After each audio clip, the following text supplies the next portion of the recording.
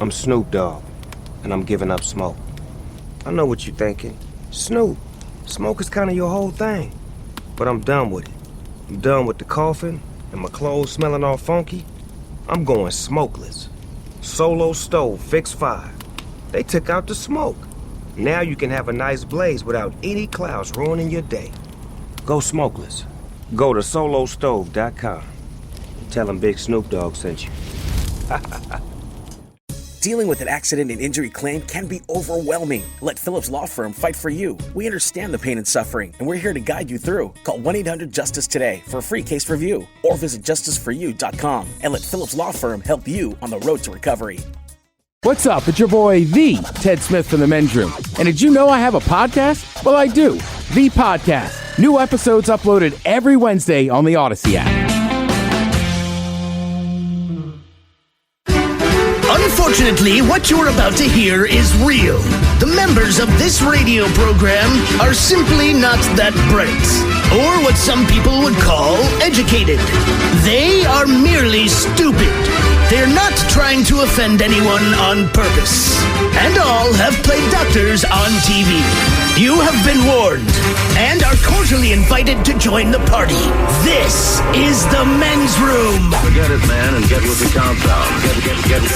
Get with the countdown. Shake this square world and blast off for Kicksville. The trippers, the grasshoppers, the hip ones, all gathered in secrecy and flying high as a kite. This is the Men's Room with Miles and Thrill. You know what they say, shake your radio more than 3 times, and you're playing with it. You're listening to the Men's Room.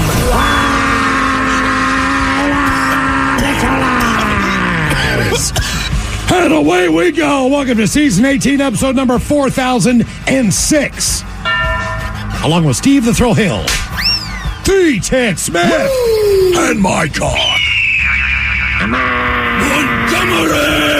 And you are the Men's Room. On tap today it is a random question. Your guess is as good as mine. Categories: Thanksgiving dinner and birds that are tasty. We will play Profile This, plus headlines, the Men's Room shot of the day, fun listener emails, and everyone's favorite, TV Time with Ted. Click, clack, drinkity drunk. All right, here we go. Tourists in Thailand go to a strip club and then end up in a 20-dancer brawl. Meanwhile, a Florida woman learns that if you have your drugs stolen, 911, you do not call. Much like your teen years, thousands of small blue balls wash up on a beach.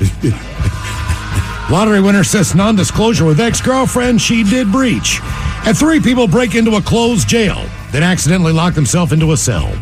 That is all coming on today's very special episode of The Men's Room. And now, here's the question.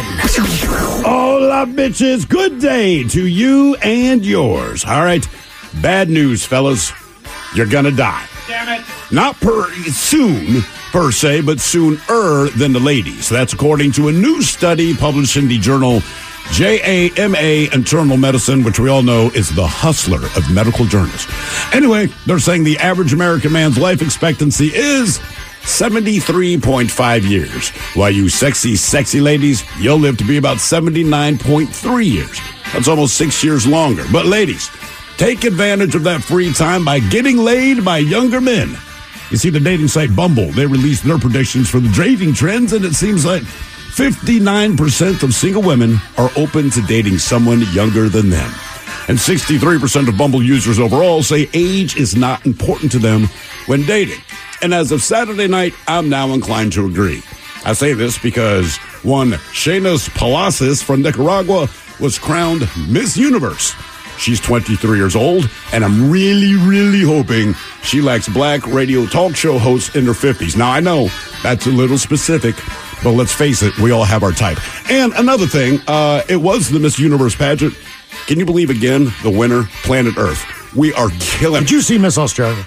I did not see Miss Australia. I was looking at Miss Nicaragua. Oh, you know what? I will do that at the break, Miles. Okay. Thank you. Miss Australia, Mike. Go ahead. Type it up. Anyway, these are just some of the stories we've come across. Stories that left us with many questions. Questions we'd like to ask you with a random question. And this is how it works. You call us, we'll ask you a question at complete random. And after you share your story, we will share with you the news story that inspired said question. To be a part of the big show on the Random Question, call 206-803-ROCK.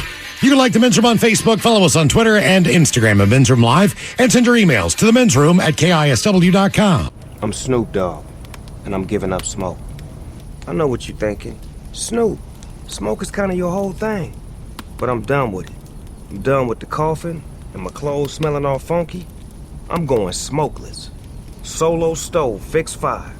They took out the smoke. Now you can have a nice blaze without any clouds ruining your day.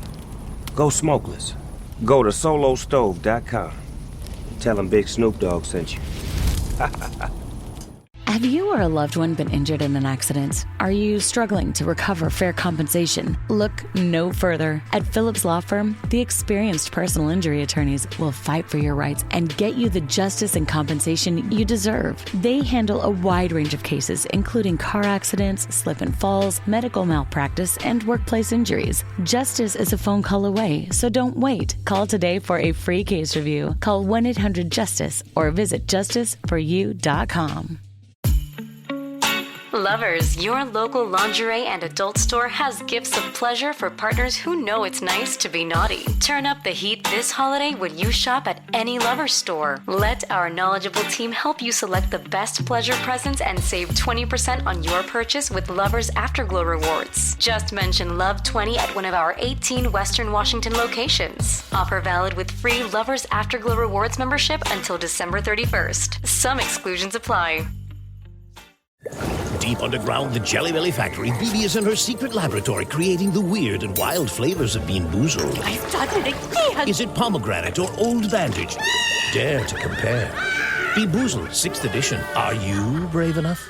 The debauchery rolls on. You're listening to The Men's Room with Miles and Thrill. 99.9 KISW. Oh, Patrol's away we go. Welcome to Season 18, Episode number 4006.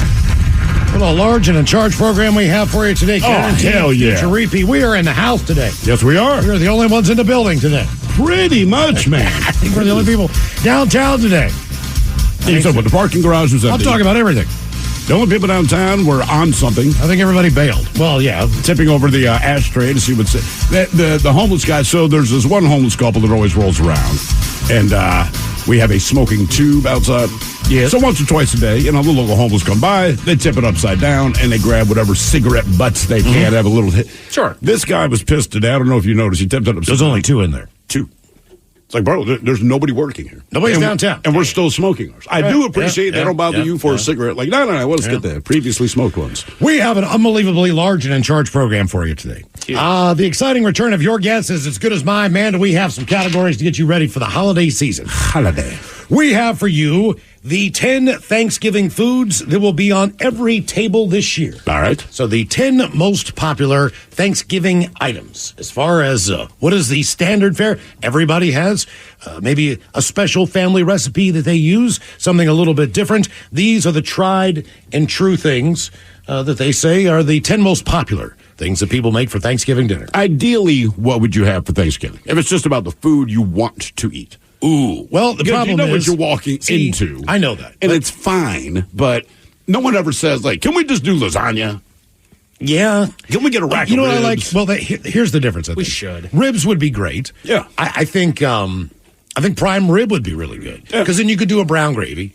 But at the same point in time, it is such a large piece of meat that the sides are often the things that steal the show on Thanksgiving. So I don't want to have too much of the main course. I'd rather have just an equal proportion of everything. What if it's like, all right, man, so we have a turkey, but my sides, we got chicken wings. We got like some deviled eggs. We got a couple of great. sliders. That sounds great, too. You know, I mean, especially for after the fact. So sliders with your leftover rolls.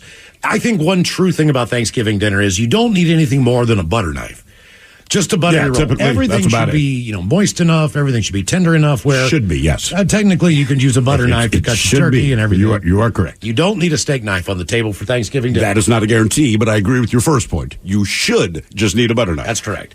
So we have the 10 most popular items available for Thanksgiving that people like to put on their plate. So I started to think to myself, everybody does a main dish.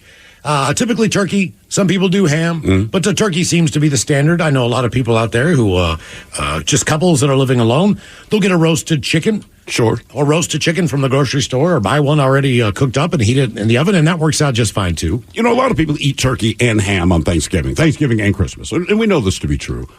Why is only a turkey given a pardon? I'm not exactly sure. Because this is ham season, brother. We're rolling on a pig should also be pardoned. Besides the bald eagle, isn't it one of the nation's birds? But the turkey. Benjamin Franklin suggested the turkey because he found the bald eagle. I believe he's it's a foul bird or something because they eat carrot, stuff like that. So he's like, look, they look cool, but talk to anyone in Alaska, they hate them. Right, they're cool looking seagulls. Yeah, right. So we have 10 birds that are tasty. So 10 birds that are the tastiest birds that people eat around the world. Okay. 10 chicken around the world. Right. Okay. Well, no, I mean I'm just trying to think of 10 different birds. We have them all. Okay. Sure. In North America. So they're all here for us to eat. Some people do eat them, some people don't eat them here. It depends on where you are.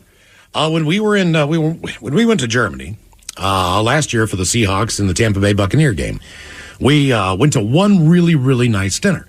And the way that they did this dinner it was probably 5 or 6 courses. You sat down, they just brought it out one at a time, kind of a chef's table type of scenario, and it was a fixed menu. So you're going to eat what they give you. At the very end, they say, now we're going to bring out the star of the show. Your main course, which is pigeon.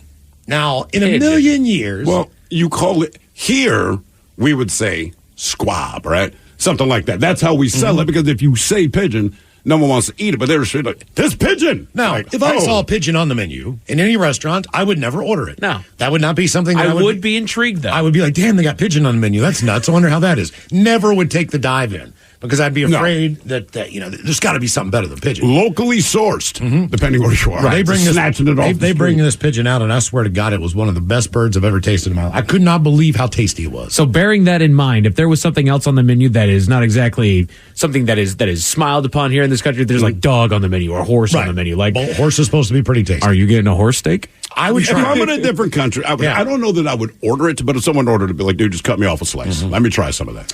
So your guess is as good as mine. The categories: Thanksgiving dinner and birds that are tasty. And as we do every Monday through Friday, we'll head on over exclusively to the Odyssey app. You get more Men's Room joy with the Men's Room Happy Hour.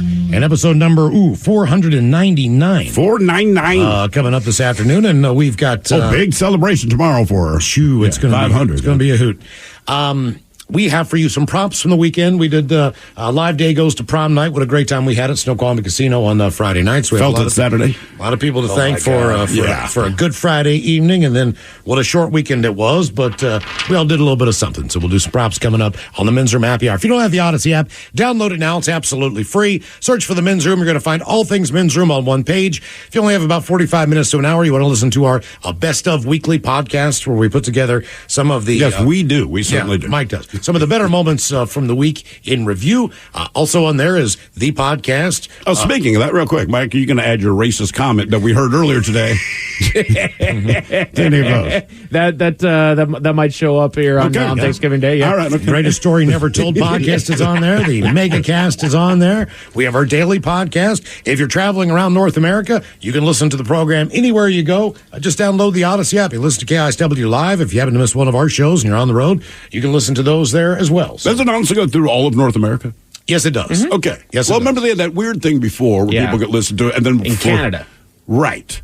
And then we shut off to Canada for some weird. I have no idea how. It works. There's territory things that go on. Well, I'm glad we're back, you wacky Canucks. Yay. That's right. So download the Odyssey app. It is absolutely free. And as we do for you every Monday, it's time for a little random question. Question 206-803-ROD. Just real quick, we were talking about Thanksgiving dinners. Just so that we need to switch it up. Someone here says we're doing a crock pot roast with vegetables and red wine sauce, but this is the one I dig.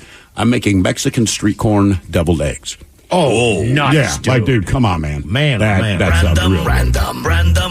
Hello, Emmett. Welcome to the men's room. Oh, you beautiful bitches. Hola. And you're right. Emmett, welcome to the program. Random question. All right, let's go with this Hey, one. guys, real quick. Yeah. I want to say congratulations again on the show 4000. I remember, like, way back, I was probably a teenager calling in for show number 2000. How old are you now, just so I can get a sense of how much I hate you? I'm 26. All right. Okay. Let's go with this. We'll make this a two-parter. Okay, the first one is, what are you doing for the holidays this year? What are your plans for Thanksgiving? I'm going to go to my parents' house. Probably same as every year. Okay. Do they live in the area, or does that require a little bit of travel? They live relatively in the area up in Old Concrete, Washington. That's not too bad. That's not far away. Is your mom putting the meal together for the most part? Yeah. What part? My mom is a fantastic cook. Okay, because I was going to say, is there anything you're not looking forward to that you know damn well is going to end up on the table?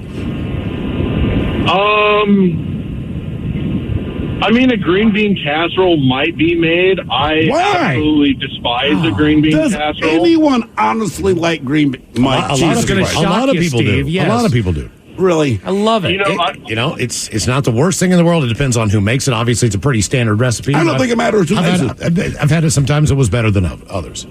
Sure. I just got into that argument with my roommates about who actually likes green bean casserole. Mike Hawk likes I really do, dude. Really? Yeah, I That's honestly not do. surprising. Do you put does she put the onion, the French onion topping on top of that? Yeah. Make it all crispy. I mean, that's the only good part about it, but I think that's so, a too. waste of good fried onion. You know, That's though, what I actually, think. I put that on a hamburger before. It was pretty good. That's a place and I for also it. put it on top of my meatloaf. And that's Another good place That's a for game it. changer. Good You mix call. some into the meat, and you put it on top now with a little bit of ketchup or A1 or whatever you're into. All right. Maybe some Dr. Pepper in there. It's pretty good stuff. Okay. Now that's where you're going. If you had a choice where you could be anywhere or go anywhere, where would you go for Thanksgiving instead?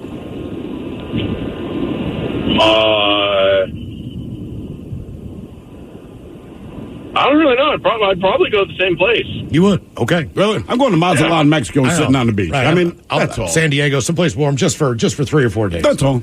I mean, like, given the I don't even choice. care if I don't get Thanksgiving dinner. I don't care if nothing is open. I would like to walk In around. Mexico, you'll be fine. They're not celebrating Thanksgiving. That's a good so point. everything you want to eat would be available. By the way, people here, by Thanksgiving, I'm making bacon-wrapped jalapeno poppers in the smoker. Ooh, good work. Someone else is trying beef Wellington. You're trying it for the first time on Thanksgiving.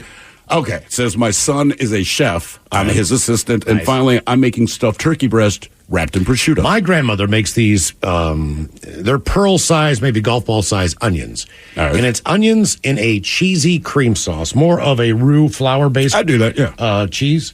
And they're slow cooked and they just fall apart. And I cannot, it sounds ridiculously horrible. They're one of my favorite things. So it's just the onions that you're eating, or do you put it on Covered in something? cheese. They're covered in cheese. All They're right. like you get like 2 or 3 little balls. You know what I mean? Put the balls on your plate and then cover them in this delicious creamy cheese. That sounds good. I like onions. I like cheese. I'm sorry, I want to rewind back to all this doggone green bean casserole hate. Do you not like green beans in general? I don't like green beans in general. Well, that's half the reason why you don't like it. But okay, now that's fair. That is obviously a fair statement. But what I would argue is, once you make something a casserole, There you go. and you That's call it. it That's it. casserole. That's it. It's like, Wait a minute. I like tuna. I don't like I casserole. love tuna. You make tuna casserole, I'm gonna slap you in the face. I like Okay. noodles. I don't like it in a casserole. Correct. But Miles, if I served you creamed green beans, then does it sound better to you? Do they taste better to you? You know what? I like cream spinach, but the idea of the stock item being the mushroom can of soup from Campbell's, I just can't stand that flavor. Okay, do you not like mushrooms? No, you like mushrooms. I like mushrooms. I just don't like Campbell's version of their mushroom soup, which is the base of that recipe. You guys are killing me. It sucks. I mean, look, somebody says, I'm 32, I love green bean casserole. It's amazing. It's honestly one of my favorite parts of the meal. Dear God. It truly is. That dude. you're I making this worse. I like the turkey, the mashed potatoes and gravy, and then the next one after that is the doggone green bean casserole. Would you eat the turkey without the gravy? Right? Honestly, it'd be difficult. That's what I'm saying. Well, what about a turkey sandwich? Turkey sandwich is fine, but typically you add something else to it, right? I would almost That's do all what I'm saying. Ted's doing and prefer like a roasted chicken as opposed to a turkey. Reason we asked, what would you rather be doing during the holidays, or what are you doing? In a new survey, 45% of Americans would bail on holiday gatherings with family and friends to just take a vacation by themselves. Damn. Almost half of us. Instead, 63% say they'll be traveling with family, with kids, partners. Some will have other family members along. 77% of Americans say that by the time the holidays roll around, they're going to need a vacation. Yes, And that is 27% say the idea of a vacation is not traveling with family. In fact, 49% of people half anticipate needing a break from their partner, their kids, everything. And if given the choice, more people would prefer taking that vacation over receiving physical gifts to unwrap during the Christmas holidays. This is taking a vacation alone. My wife and I were talking with some other parents yesterday, and we're just talking about vacation.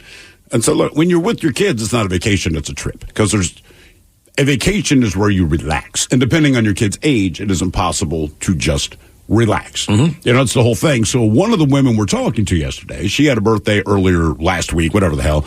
I was like, hey, man, happy belated birthday. What did you do? She said, I went out of town. And she goes, what was great? Keep this in mind. I went out of town without my kids. This woman's probably about 45 years old. I met with my cousin, and we went to Disneyland. I said, wait, you went to Disneyland and did not bring your kids? She's like, hell no. Yep. And we had an awesome time. I'll tell you another thing about that crap. When you take kids anywhere, you can get them up in the morning, get their bathing suits on if you guys are going to go to the pool or whatever, feed them breakfast, whatever it is, bowl of cereal, pancakes, you're on vacation, whatever you're going to make, it's going to be great. You pack all the crap up, you get the cooler ready to go, you get your blankets, you get your chairs, you get all that crap right. By the time you get to the beach, they want lunch. Right.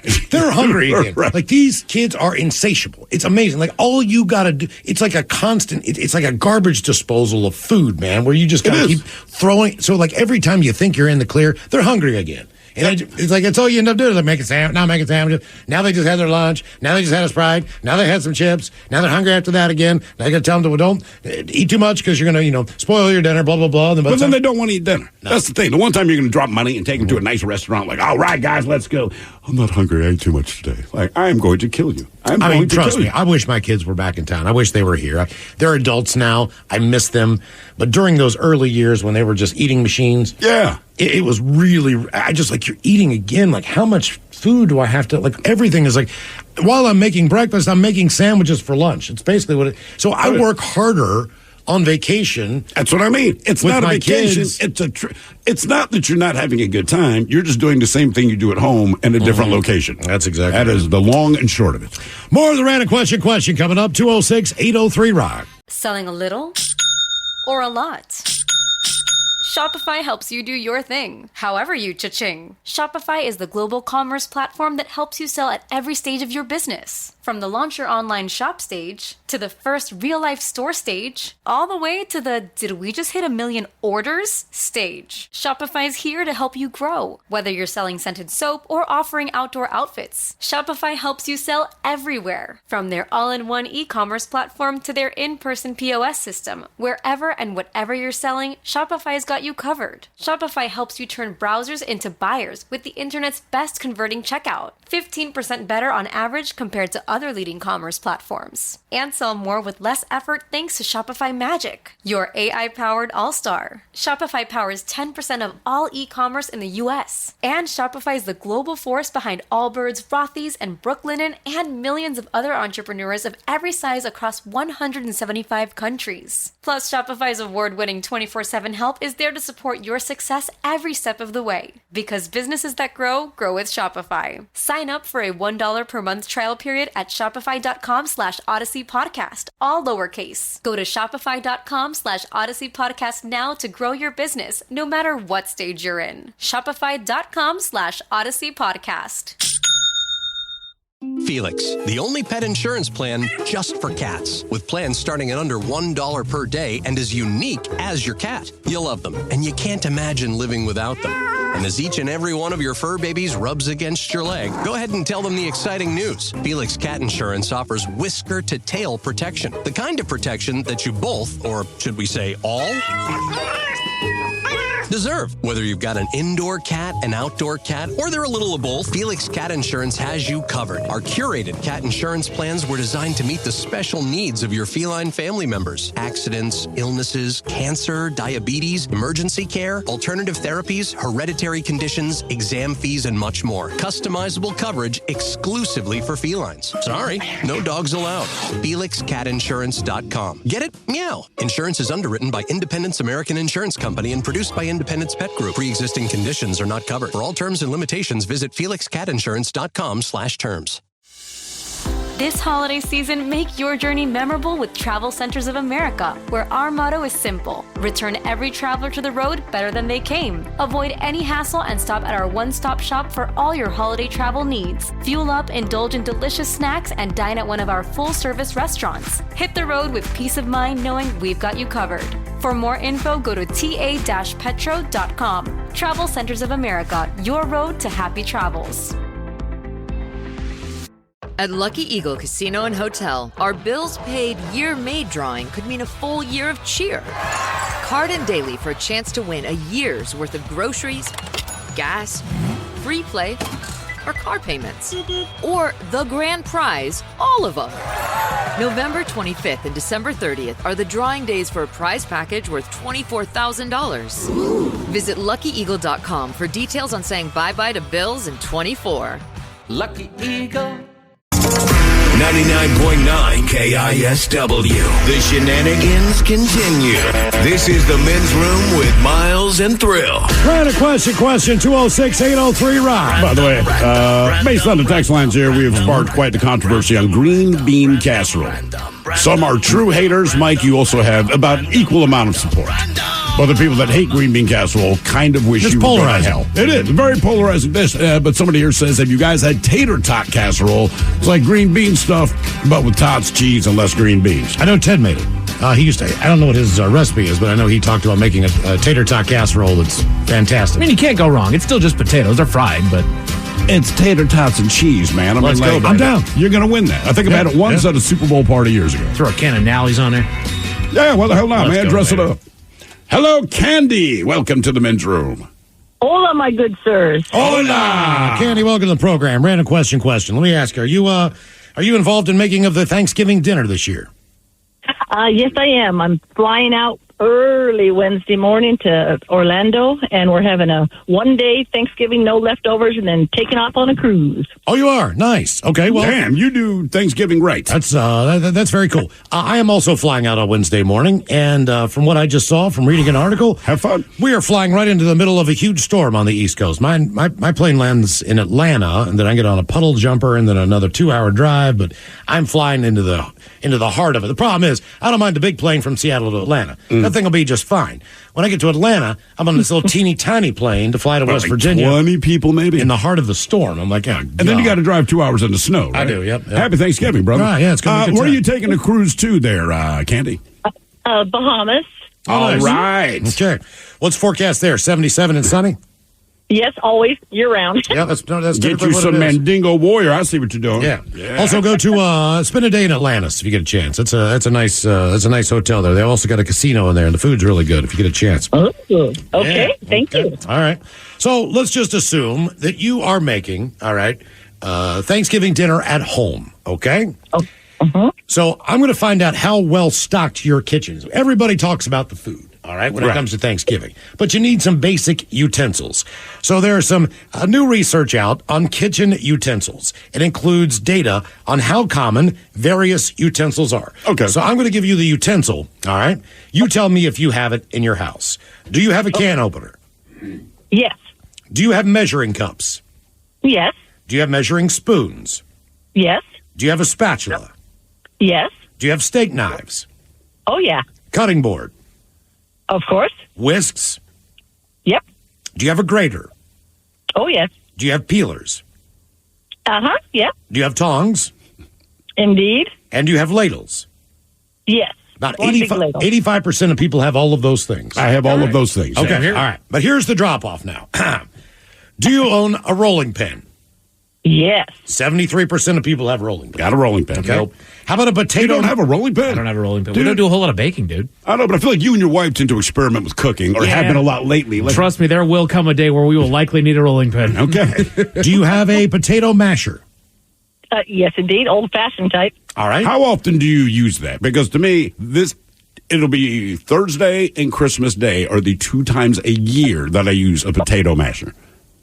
I use it to mash bananas for banana bread. So I use it several Why times don't you a year. get a banana masher instead? Also with sweet potatoes, you can use a masher for But sweet again, potatoes. right, If you but like this is the the- marshmallow on top kind. But this is the only time of the year I use it. Okay. All right, let's go.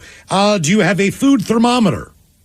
Yes, absolutely. All right. Only 69% of people have a potato masher or a food thermometer. Do you have them? Yep. Yep. I've got a couple different kinds. I've got the meat thermometer, the digital one that you poke in the side, and then there's the other one that you put on like the pot that'll tell you the temperature of what it is that you're cooking in the pot there. All right, Candy. Do you have a garlic press? Oh, yes, absolutely. Okay. I ain't chopping that stuff up. No way. Do you have a juicer? No, I do not. Aha! I got a juicer. Electric? No, well, you got handheld, like a little glass thing if you want, or a little porcelain thing. Yes, It's just little something. hand one. You do have one, then. Okay. Yeah, single for orange juice. 43% of people have a juicer. Do you only drink fresh orange juice? No, not only. Ah, okay. I like it for lemonade, too. Would you count like one of those little squeeze ones that like the yellow? They're made of metal, and then you like Yeah, it's like the cup inside of the cup that you squeeze together. Yeah, exactly. That's a juicer. Yeah, That's a juicer. All right, I got a juicer. What have you been using it for? Yeah. All right, Candy. Do you have a mandolin? No, I don't have a mandolin. Okay, only 15% of people have a mandolin. I used to have a mandolin, but I cooked professionally, so I'm very careful with it because I, like everyone else, has messed myself up on it. I came home from work one day, and my wife's hand is all bandaged up, and I'm just like, we're getting rid of this. Okay, but does your professional background really qualify anybody to use that doggone thing? That just means that you got paid to mess your hand up. But here's the difference, and I say this about children all the time, like, actually, I get this from my father. Pain is the fastest teacher. It is. So say, like, teach a kid to ride a bike, let them fall the hell off the bike, and they get a lot better at it quick. So the mandolin, we had to use it almost every day. And like anything, you started getting very confident that you knew how to use it, right? Yeah. And then you basically rip your fingers off. It's incredibly dangerous. So they break down the results of this whole thing by age. Not surprisingly, the older you are, the more kitchen utensils you'll have, more so than, say, millennials or Gen Z. Sure. There are a few exceptions. Can you guess the only thing, it's in a drawer, typically utensil drawer, that younger people have that old people do not have? So there's only one item that's the biggest discrepancy that younger people have. And is this a fairly common item? It is in my world. I mean, okay. And it's a utensil. Like a meat hammer? Meat hammer, that's typically for older people because they grew that's up my on penis's nickname. They grew up on the generation of tough meat. Yeah, meat tenderizer and chuck steak and all that crap. Any guesses? A utensil. A utensil. It makes total sense. Right? You're hanging on the young kids on that. Like the avocado slicer or something like that? Or the egg slicer? Chopsticks. Oh, God. Yeah. Chopsticks. Yep. Young adults have chopsticks in the kitchen compared to just 30% of people who are 45 years of age and older. I do not believe that I own chopsticks. I have, chopsticks that I've gotten in a bag that are from the takeout place. Yes, I don't own my those. own, but like if you have the metal ones, they're too heavy. Yeah, I mean, I don't make anything at home where I need chopsticks. But I think that's the difference. Stir is fry. that the older generation knows that if you're going to get anything to where you would think to eat it with chopsticks, there tends to be some chopsticks in the bag. Whereas the younger generation, they're a little bit fancier. They're like, we need to have our own chopsticks. See, to me, it's like either I'm going to the place or they're delivering it to me. Exactly. If it requires chopsticks. By the way, so you're going through all this stuff, right? And we got the pots and pans. And to be fair, both my wife and I cook. So we use pretty much all of our utensils. To be fair, we downgraded when we redid the kitchen, but the utensils we have are utensils we use.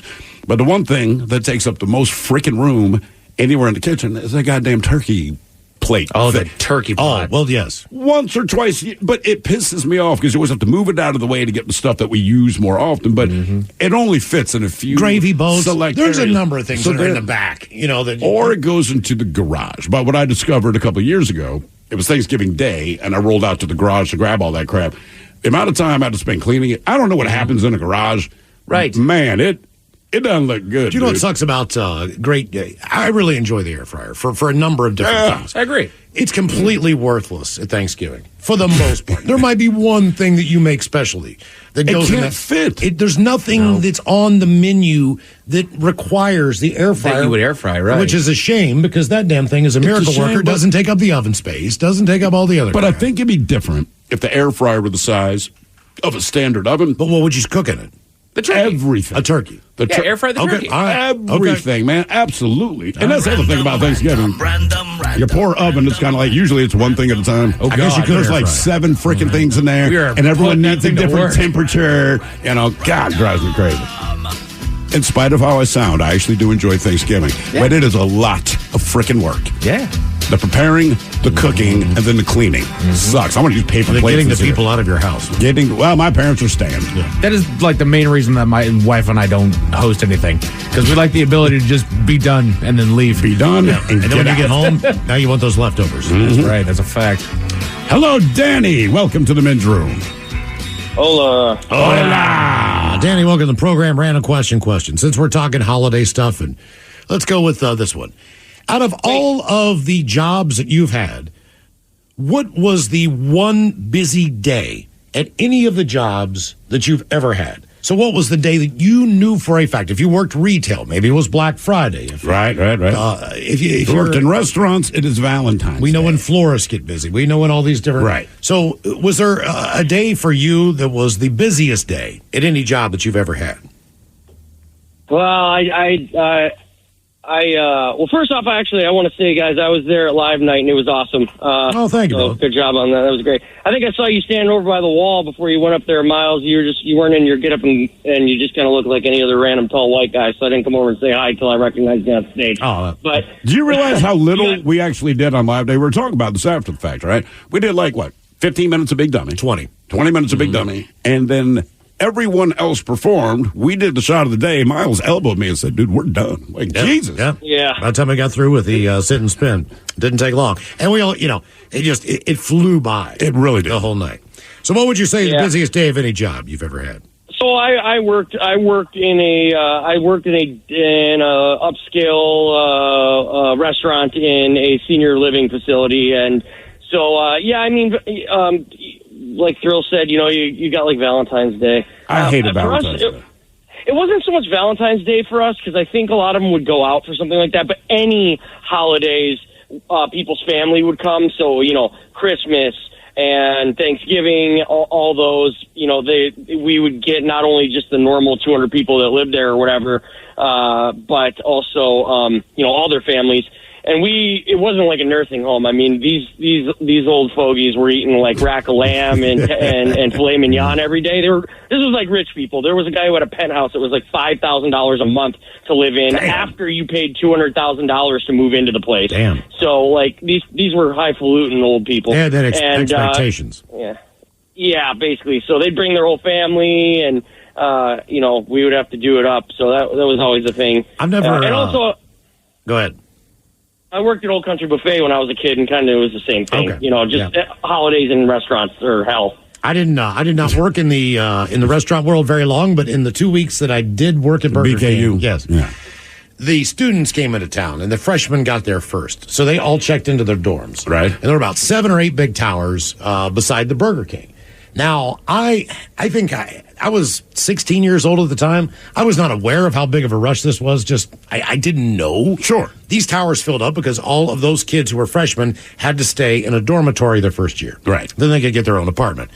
That was the craziest day that I've ever experienced, just working, and the place being nuts, packed. You had parents, you had the kids, brothers, sisters. And I mean, they all convert, because the Burger King was right across. They all came across the street to the Burger King. And it almost looked like a zombie walk. And they were all coming across the street like, oh no, more people coming to the King. And my buddy worked at McDonald's, Leon, right? So he worked at McDonald's for a couple of years. I think his uncle owned a franchise, whatever. And I never thought about this. This is in Baltimore City. And there's a lot of broke folks, but there's a lot of broke folks everywhere. But he would come home, right? I mean, like, kick open the door, slam it, and I mean, just this expletive-laden tirade on the first day of every month because it was welfare check day. And even though you're supposed to be buying other things with that, he's like, dude, they converge on McDonald's. But he goes, one, if you've never been to Baltimore, just understand the attitude there is a little different than it is here. That's one. Two, it's like they don't just come in like to get lunch. It wasn't that. He's like, they would come in, they got their cash, so it's like, I'm going to need 25 Big Macs, 40 of this. And he's like, dude, and I hate it. And everyone was an a-hole. I mean, he came home. So, so on the last day of every month, he would always be in tears like, bro, I just don't want to go into work tomorrow, man. He's like, you don't know. Everybody's mean. Everybody's yelling. Their food's not getting here, quote unquote, fast enough, in spite of the fact that you just ordered 20 cheeseburgers, 3 of them without pickles. And it's like, I don't know why it's taking so long. It's like, bitch, because you ordered 50 hamburgers. And then they would freeze them. Well, you could do that. I did that. You could just yell at I grew up on frozen McDonald's hamburgers because they had quarter hamburger day. But didn't you say, was your grandfather? No, my dad. My stepfather. He would go and get 50 hamburgers. God, they must have hated him. Or whatever. And just put them in a big bag, throw them in the freezers. Like, you need something to eat? There's hamburgers in the freezer. Just go out in the garage, grab yourself a hamburger. That was like cool. Throw it in the microwave. Yeah, I thought it was kid. awesome because it was McDonald's and it was in my house. And, it's not as good as a fresh one, but it was still better than nothing. Sure. It was still McDonald's. When I ate the last hamburger out of the bag, 2 months later, I was like, there goes all the hamburgers. The reason we asked, what was always the busiest day at any job that you've ever had? As you know, a lot of people have to work on the holidays, and that sucks. Black Friday is coming up here, and a lot of people have to work retail. It's one of the busiest days for retail. But imagine working at the airport right now. It's hell. Roto-Rooter would like to remind America that Black Friday is also known as Brown Friday, the busiest day of the year for plumbers. Now, it's not a myth. They expect to get 50% more calls this Friday than average.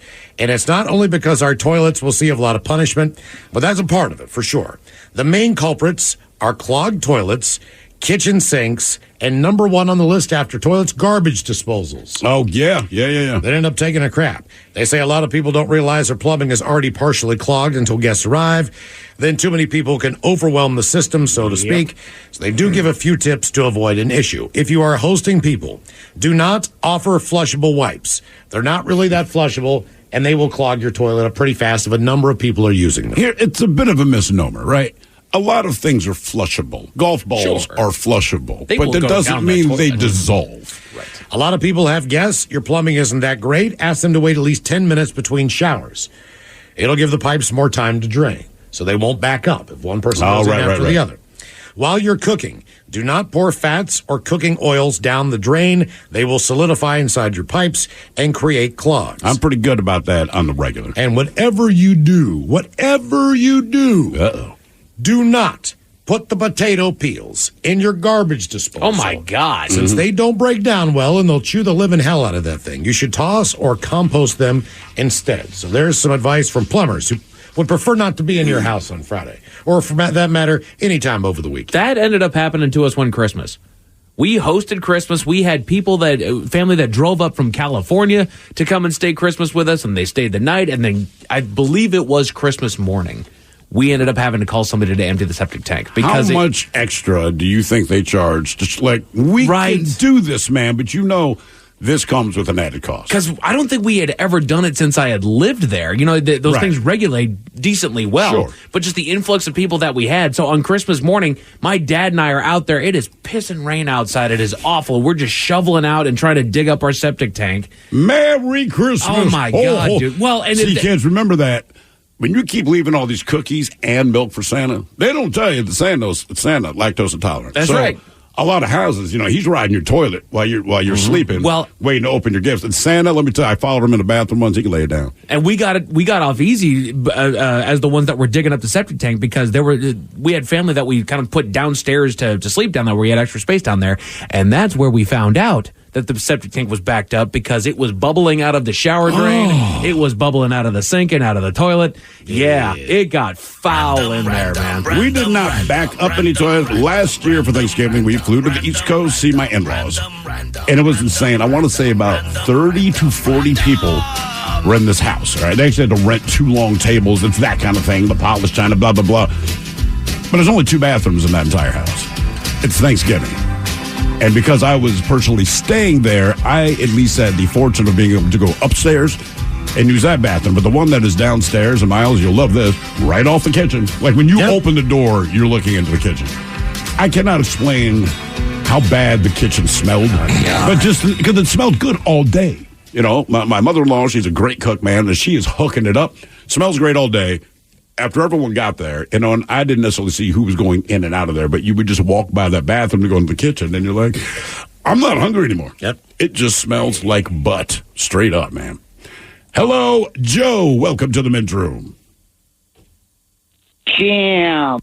Hola. That's the worst segue ever. Oh, my God. I can't imagine how this could be worse. Well, I was looking at your name, and it made me think of things that stink. Mm-hmm. Yes, Joe. All right, Joe, let's go with this random question. God. Oh, my God. What would you say is the personal tradition that is the most important to you, that you do somewhat regularly? Okay, please say that again, slower. What personal tradition is important to you? So, in other words, if you take a camping trip every year where you go, tubing or float the river, right. or, maybe you go and all your buddies get together once a year. The deuce and Thanksgiving Day, this is the question I get. Would you like a different one? No. I want to own this. Okay. I really want to own this. So, question again, one more time, please. Sorry. Joe, what personal tradition is important to you that you do on a regular or annual basis? Maybe you go and you see your uncle once a year, or maybe you go to a concert once a year at a certain place, you go see a band. I clean my gutters. Okay. All right. That was exciting. Thanks for the call. Fascinating individual. Jesus. The reason we asked what personal tradition is important to you, Washington and Washington State have agreed in principle to a 5-year extension of the Apple Cup. So the in-state rivalry will continue through at least 2028. They came to the agreement yesterday, 6 days before playing for the final time, with both members of the Pac-12 conference. There was some uncertainty there whether the game would continue, but with Washington moving to the Big Ten starting next season and Wazoo yet to find a permanent home for its athletic programs, this was kind of a big deal. We actually talked about this last week. Like, how are they giving up this game? Yeah, come on, man. Just As give us fans that. across the state, they look forward to that date and put it on their calendars.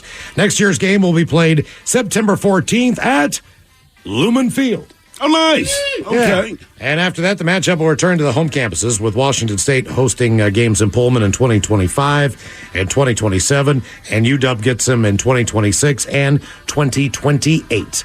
More of the random question coming up, 206-803-ROD. I'm Snoop Dogg, and I'm giving up smoke. I know what you're thinking. Snoop, smoke is kind of your whole thing. But I'm done with it. I'm done with the coughing and my clothes smelling all funky. I'm going smokeless. Solo stove, fix 5. They took out the smoke. Now you can have a nice blaze without any clouds ruining your day. Go smokeless. Go to solostove.com. Tell them Big Snoop Dogg sent you.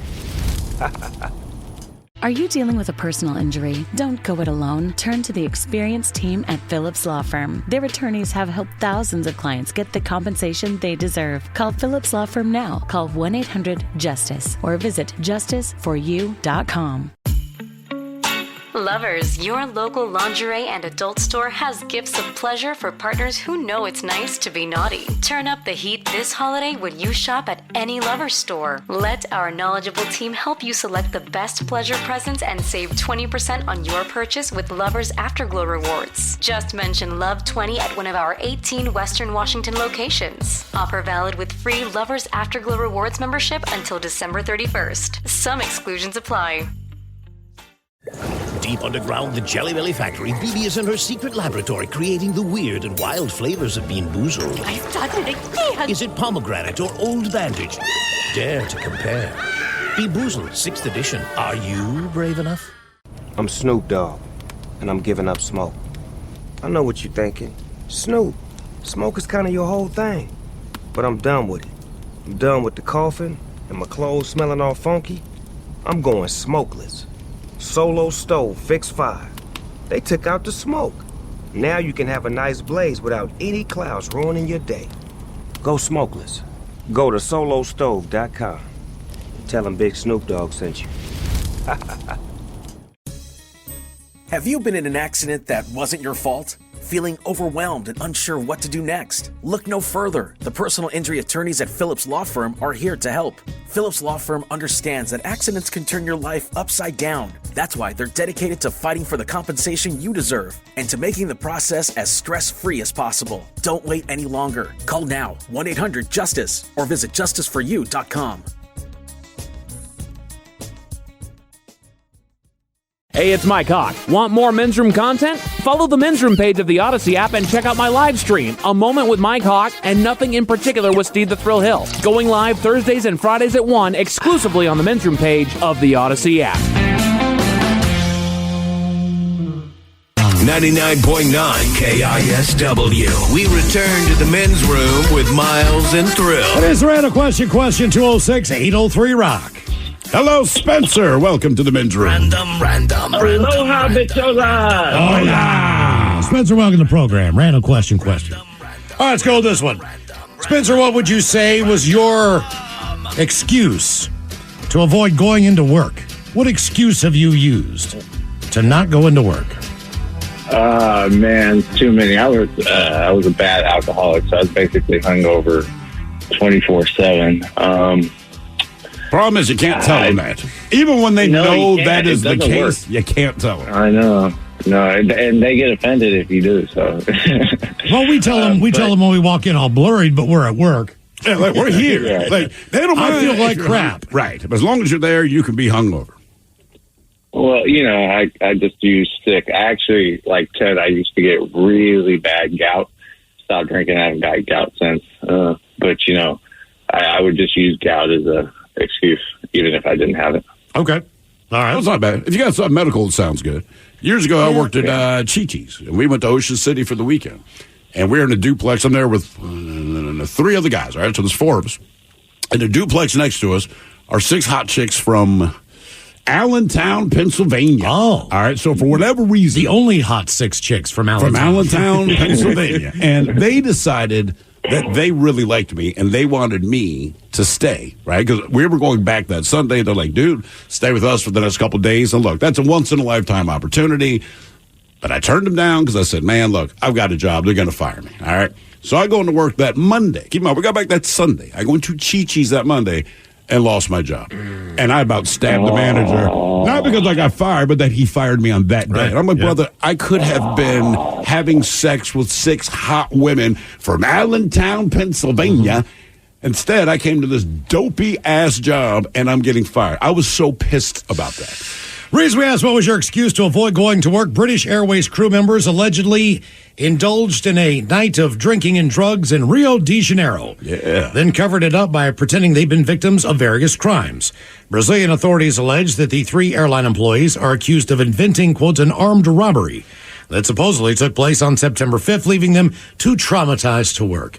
A scheduled flight to London the next day was delayed, stranding passengers in Rio for 24 hours. Jeez. However, the Independent reports that according to the airline, the crew members were not scheduled to work the day after the faked armed robbery. It's not clear why the flight to London was actually delayed. Now, police allege the trio made up a story to avoid getting in trouble with their superiors.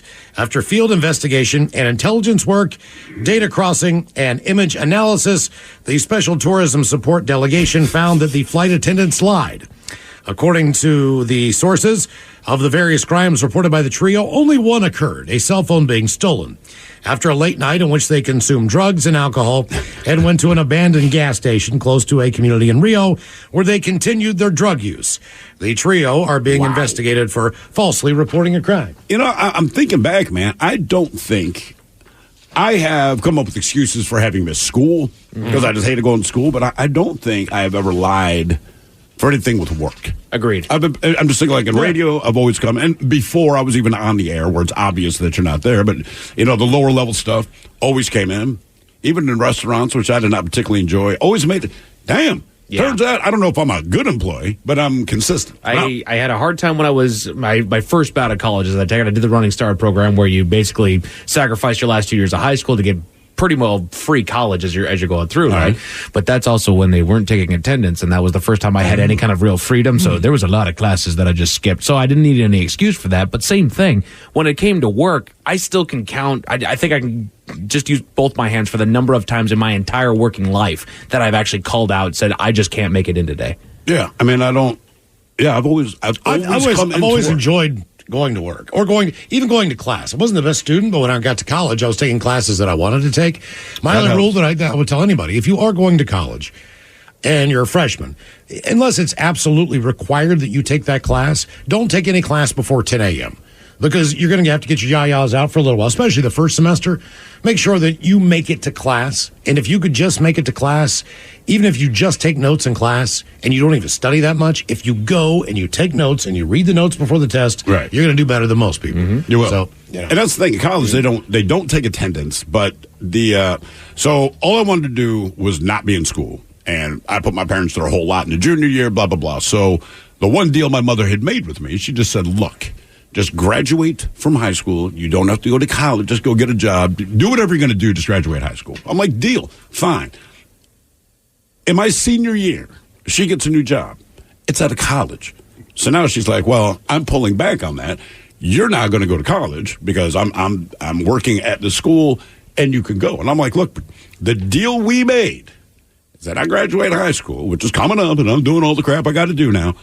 I don't want to go to college. She's like, I don't think you understand this opportunity that is in front of you. I said, I understand it. I don't care. And it's not going to teach me anything. I'm interested in learning. That's just not where my mind was at that point in my life. I don't want to go. And she said, just so you know, it's 90% girls. I said, I will see you there on day one. Now, the problem with that was, and man, there are a lot of smoke shows at this college. No, I never got lucky with any of them, but there are a lot of smoke shows at this college.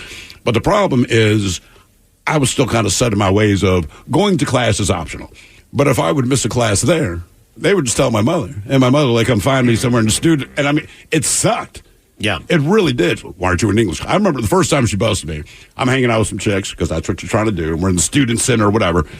And I see my mother roll in and I can tell she's looking for me. And I'm trying to like hide under the table. And I mean, she just marches straight across there. She's like, why isn't your ass in English class? I'm like, honestly, because I'm talking to these hot chicks, man, and like they don't have a class yet. Well, and you already speak the language, so you're good. Right, I had a couple electives. You don't do pretty well on English, right? Can you understand what I am saying? I had a couple of electives that I could take, just like for things that you're interested in, more so than things that are required that I had to do, kind of like the merit badge thing. So my stepfather taught sports law at the university I went to. Sports law. Being an agent, knowing the differences between the governing bodies of the NCAA compared to how the NFL governs itself, compared to how the NBA governs itself. Do you have a players' association? Now this actually sounds interesting. When you said sports law, no interest. Now I'm like, contracts, all those different things. And he represented a bunch of pro wrestlers and guys who were playing all kinds of different football, from the USFL to semi-pro football, to just different kinds of sports. He's always like, man, you should take this class. It would have been very valuable to learn contract law. Sure. And a lot of different things. And I'm like, I am not sitting in there listening to your ass for an hour. Oh, he would have been the actual teacher. Yeah, he is the teacher. He's a professor. Yeah, that. Like, I'm not listening. Like, I got enough of you growing up. Like, look, I don't care. He's like, man, you should take the class. It's really interesting. I'm like, I don't think so. I'm like, I'm not doing it. Just because he's I'm not doing it. I was like, I've heard enough.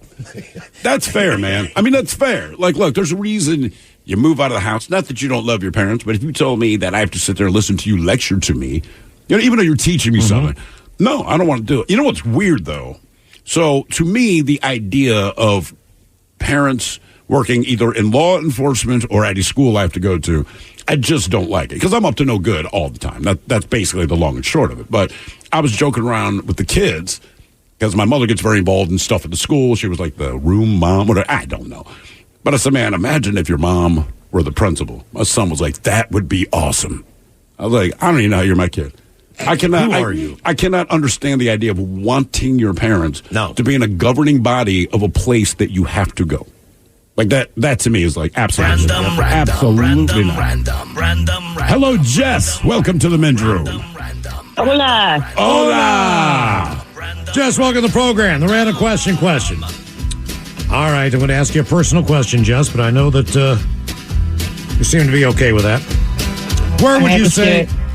What's that now? Oh, I said, okay, let's do it. Where's the strangest place that you've taken care of your own self-time, your own business, so to speak? Oh gosh. I don't know if I should admit this on the air. No, you're fine. Okay, so my boyfriend's work while he was on his lunch break. Nice. So you were at his place of employment, and you're just kind of hanging out, and... Well, I didn't have to work that day, and I came by to see him on his lunch break, and, we had a little extra time, so... All right. Well, so wait a minute. Did you guys have sex, or did you masturbate? Oh! No, not masturbate. I don't care about the drive-through. Right. I misunderstood the question. Okay. In that regard, a public restroom. Okay. Hey, that's fair, man. Were you at the mall? Were you at, The airport. Home Depot? Oh, at the airport? Was it a layover, or was this before the flight to relax? Layover. Long layover. Do you remember what airport you were in? Oh, it was when I was coming back from Pennsylvania. Oh, gosh. On the tip of my tongue. You know what I'm talking about, right? I know the state of Pennsylvania very well. There's airports in Philadelphia. There's airports in it's Harrisburg. by There's airports in Moon Pittsburgh. City. There's airports in Erie. Yeah, the one that has the Steelers statue in it. Oh, Franco Harris made a Legos. That's the Pittsburgh International. Yeah, Pittsburgh International. Also has the Mr. Rogers Yeah, that's display. the one. How And the many TGI different Friday. people are walking in and out of the airport bathroom while you're handling your business? Like, I would find that so distracting. I can't say I couldn't do it, but... Well, to be fair, it was a pretty large. There were many stalls, so I mean, it could have been anyone. Like doing the same thing I was doing. So you didn't go into a family bathroom or anything like that? No. All right. Do you think if I looked under the stall, not under the stall, but just looked at your feet, would I be able to tell what you're doing, right? Because, look, there's a certain stance that people have if they're just sitting on the toilet, and typically the toes are pointing forward. I feel like if you're masturbating, you get a little more pigeon-toed. Your toes start getting a little... I just feel like you could look and be like, someone in that stall is masturbating right now. Well, I mean, who do you think would be creepier, me or the person looking? Fair call. Oh, probably me, because I'm in the women's bathroom looking at your feet. But also, aren't you disturbed by the sounds of people emptying their bowel? I mean, there's just certain, like there's someone pooping in a stall next to you. I just, like, it kind of ruins my mood. Hey, Stan, your mom's been in this stall now for an hour. Get her out of there. Hey, an airport bathroom. Okay. What about you, man? I'm trying to think of the weirdest place. I said the wrong word there. I have done it at one of the restaurants I worked at. It's right. We opened at 5:30 for dinner. It's about 5 o'clock. I'm like, I'm going to go handle my business. I mean, in the car at one point. Were you driving? No, I was parked. I think I was just waiting to go somewhere. Where at one were point. you parked? I mean, like, are you at Walgreens? I mean, what's the... I just feel like you have to be real selective about the parking lot because, let's be honest, all right? If a cop rolls up and you're masturbating in the car, depending on their mood at that time, will depend on the severity of the punishment. Right. If you're outside of Chuck E. Cheese doing it, you are getting arrested, unquestionably. I was decently young. I was kind of new into this realm, so other than the fact that I could at least drive at this point, so I think I was outside the pool. Where you worked? Damn, man. I don't remember, like, if I was waiting for somebody to show up or what, but I was just back there hanging out at one point waiting, and I was just like, all right, let's just knock this out. Okay. All right. Reason we ask the strangest place you've masturbated, we go to Iowa, where a man pleasured himself outside of a convenience store and then departed for his nearby apartment, according to the indecent exposure complaint filed following his arrest. According to cops, victims called 911 to report that an unknown male had said sexual things to them and then began masturbating in their presence while outside of a convenience store in Iowa City. After a police canvass near the convenience store, officers identified Kenneth Lee Kelly, 54, as a suspect in the public pleasure session. Multiple subjects from the convenience store and neighboring businesses and apartments identified the defendant as the subject in the photos. Contacted at home, he denied he was the individual captured on surveillance video. However, he confirmed he had clothing that matched the video and showed police a hat that was, quote, an identical match to the one worn by the suspect during the deed earlier this year.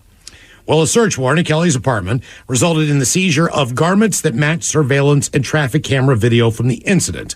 Additionally, a photo lineup was conducted, and victims independently identified Kelly as the man outside of the convenience store at 12:30. He was arrested, booked into jail for indecent exposure and serious misdemeanor, which bond has yet to be set. When questioned by police, he reportedly claimed he was not, in fact, exposing himself, but instead was just scratching his genitals. With his pants open. His rap sheet includes convictions for felony theft, narcotics possession, driving without a license, and marijuana possession. Steve, do you have any idea the name of the convenience store that this man, Kenneth Lee Kelly, was masturbating in front of? Deep down, I'm hoping it's the Piggly Wiggly, but I don't know. No? Oh, no. Mike, Yes, you know I do. the name of the convenience store that the man was masturbating out in front of? I can guess now. Wait a minute. Think about it. Wasn't a Sheetz. Right. It's just because It wasn't a Wawa. I know this place exists, but if you're asking me, it can only be one place. It's on Royal Farms. Do we have it out here? We do not have it out here as far as I we know. don't have these. I don't believe we do. He was masturbating on the outside of the Come and Go store in Iowa City. Yes, indeed. I knew it had to be that one. God. And he came and he went. It's right there on the sign. I didn't know. I thought it was okay here. Some other people, they're revealing their truths here. Guy says, driving to work on I-5, but I finished it up before Bellingham. Okay. Cranked one out in the honey bucket on the job site. Had to get done. Brother, if you did it in the honey bucket, it had to get done. Standing on a stump in the woods. Then they had hoping Bigfoot wasn't watching. You actually stood on the stump. Someone says I was about 12 years old, took care of myself in a church bathroom. I have a coworker that got caught masturbating in his truck at work before going in the building in the morning. I've seen a coworker do that. Someone else says I got caught masturbating in class as a 12-year-old girl. Let's see. I entered an Atlanta airport stall 24 days ago. Based upon the shadow puppetry I saw on the floor, I could tell the guy in the neighboring stall was masturbating. And then someone else in an armored truck at work. Ooh, damn. That is getting it done. That's some dirty money. Dirty. Hello, Taylor. Welcome to the men's room. What's up, dude? Hola. Taylor, welcome to the program. Random question. Since we're talking sex, let's talk this question. What would you say was the biggest age difference between you and a sexual partner? The biggest age difference? That's kind of lame. I usually kept it pretty cool, but I remember when I was 19, this 23-year-old who was voluptuous was intrigued to me, and yeah, I'd say 19 to 23. That's probably... Right, so 5 years. 4 years, 5 years, somewhere in there. But at that age, it seems massive. It does. Right. And the older you get, the gap gets smaller. But yeah, at that age, you're like, I was with a 19-year-old. I'm trying to think. Maybe probably 12 years, 13 years maybe. I never asked her age, but I'm guessing probably 15 to 20. Yeah. I don't want to ask her, like, hey, by the way, how old are you? Because she was a director of like the American Red Cross or some charity that was involved For real? in the radio station. But she was definitely older than me. She was in a position of power. Like she was one of those So old... get over here, Mr. Montgomery. I was like 18 years old. How did this work out? Like, how did you end up with her? I was working at a radio station. We had a remote with the American Red Cross, whatever we were doing. I can't remember what the drive was, but I was broadcasting live for a couple of hours. All right. She was there, and she was the director of the American Red Cross for the greater north central part of West Virginia.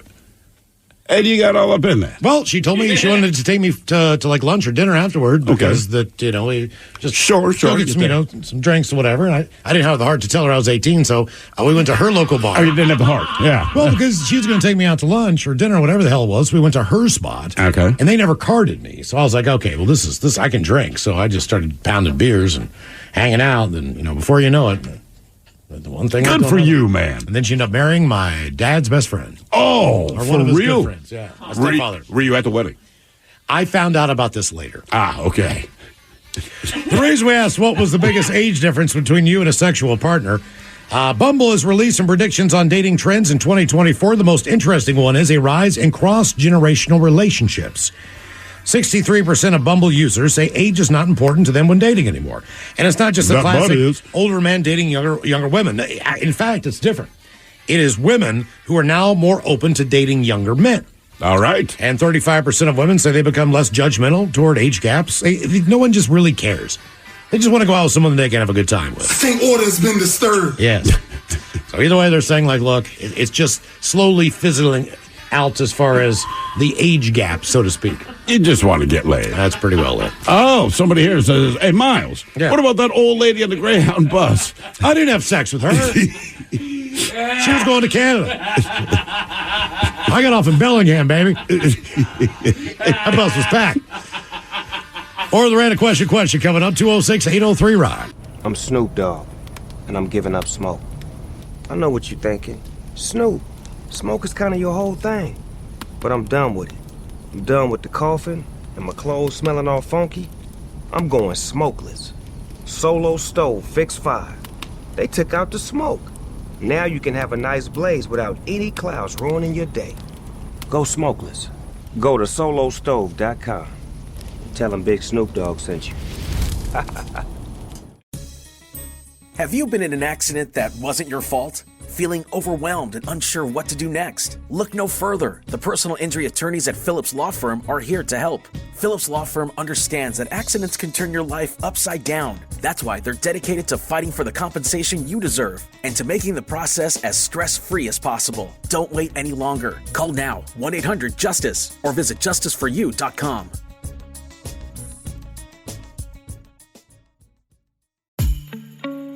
Lovers, your local lingerie and adult store has gifts of pleasure for partners who know it's nice to be naughty. Turn up the heat this holiday when you shop at any Lovers store. Let our knowledgeable team help you select the best pleasure presents and save 20% on your purchase with Lovers Afterglow rewards. Just mention Love 20 at one of our 18 Western Washington locations. Offer valid with free Lovers Afterglow rewards membership until December 31st. Some exclusions apply.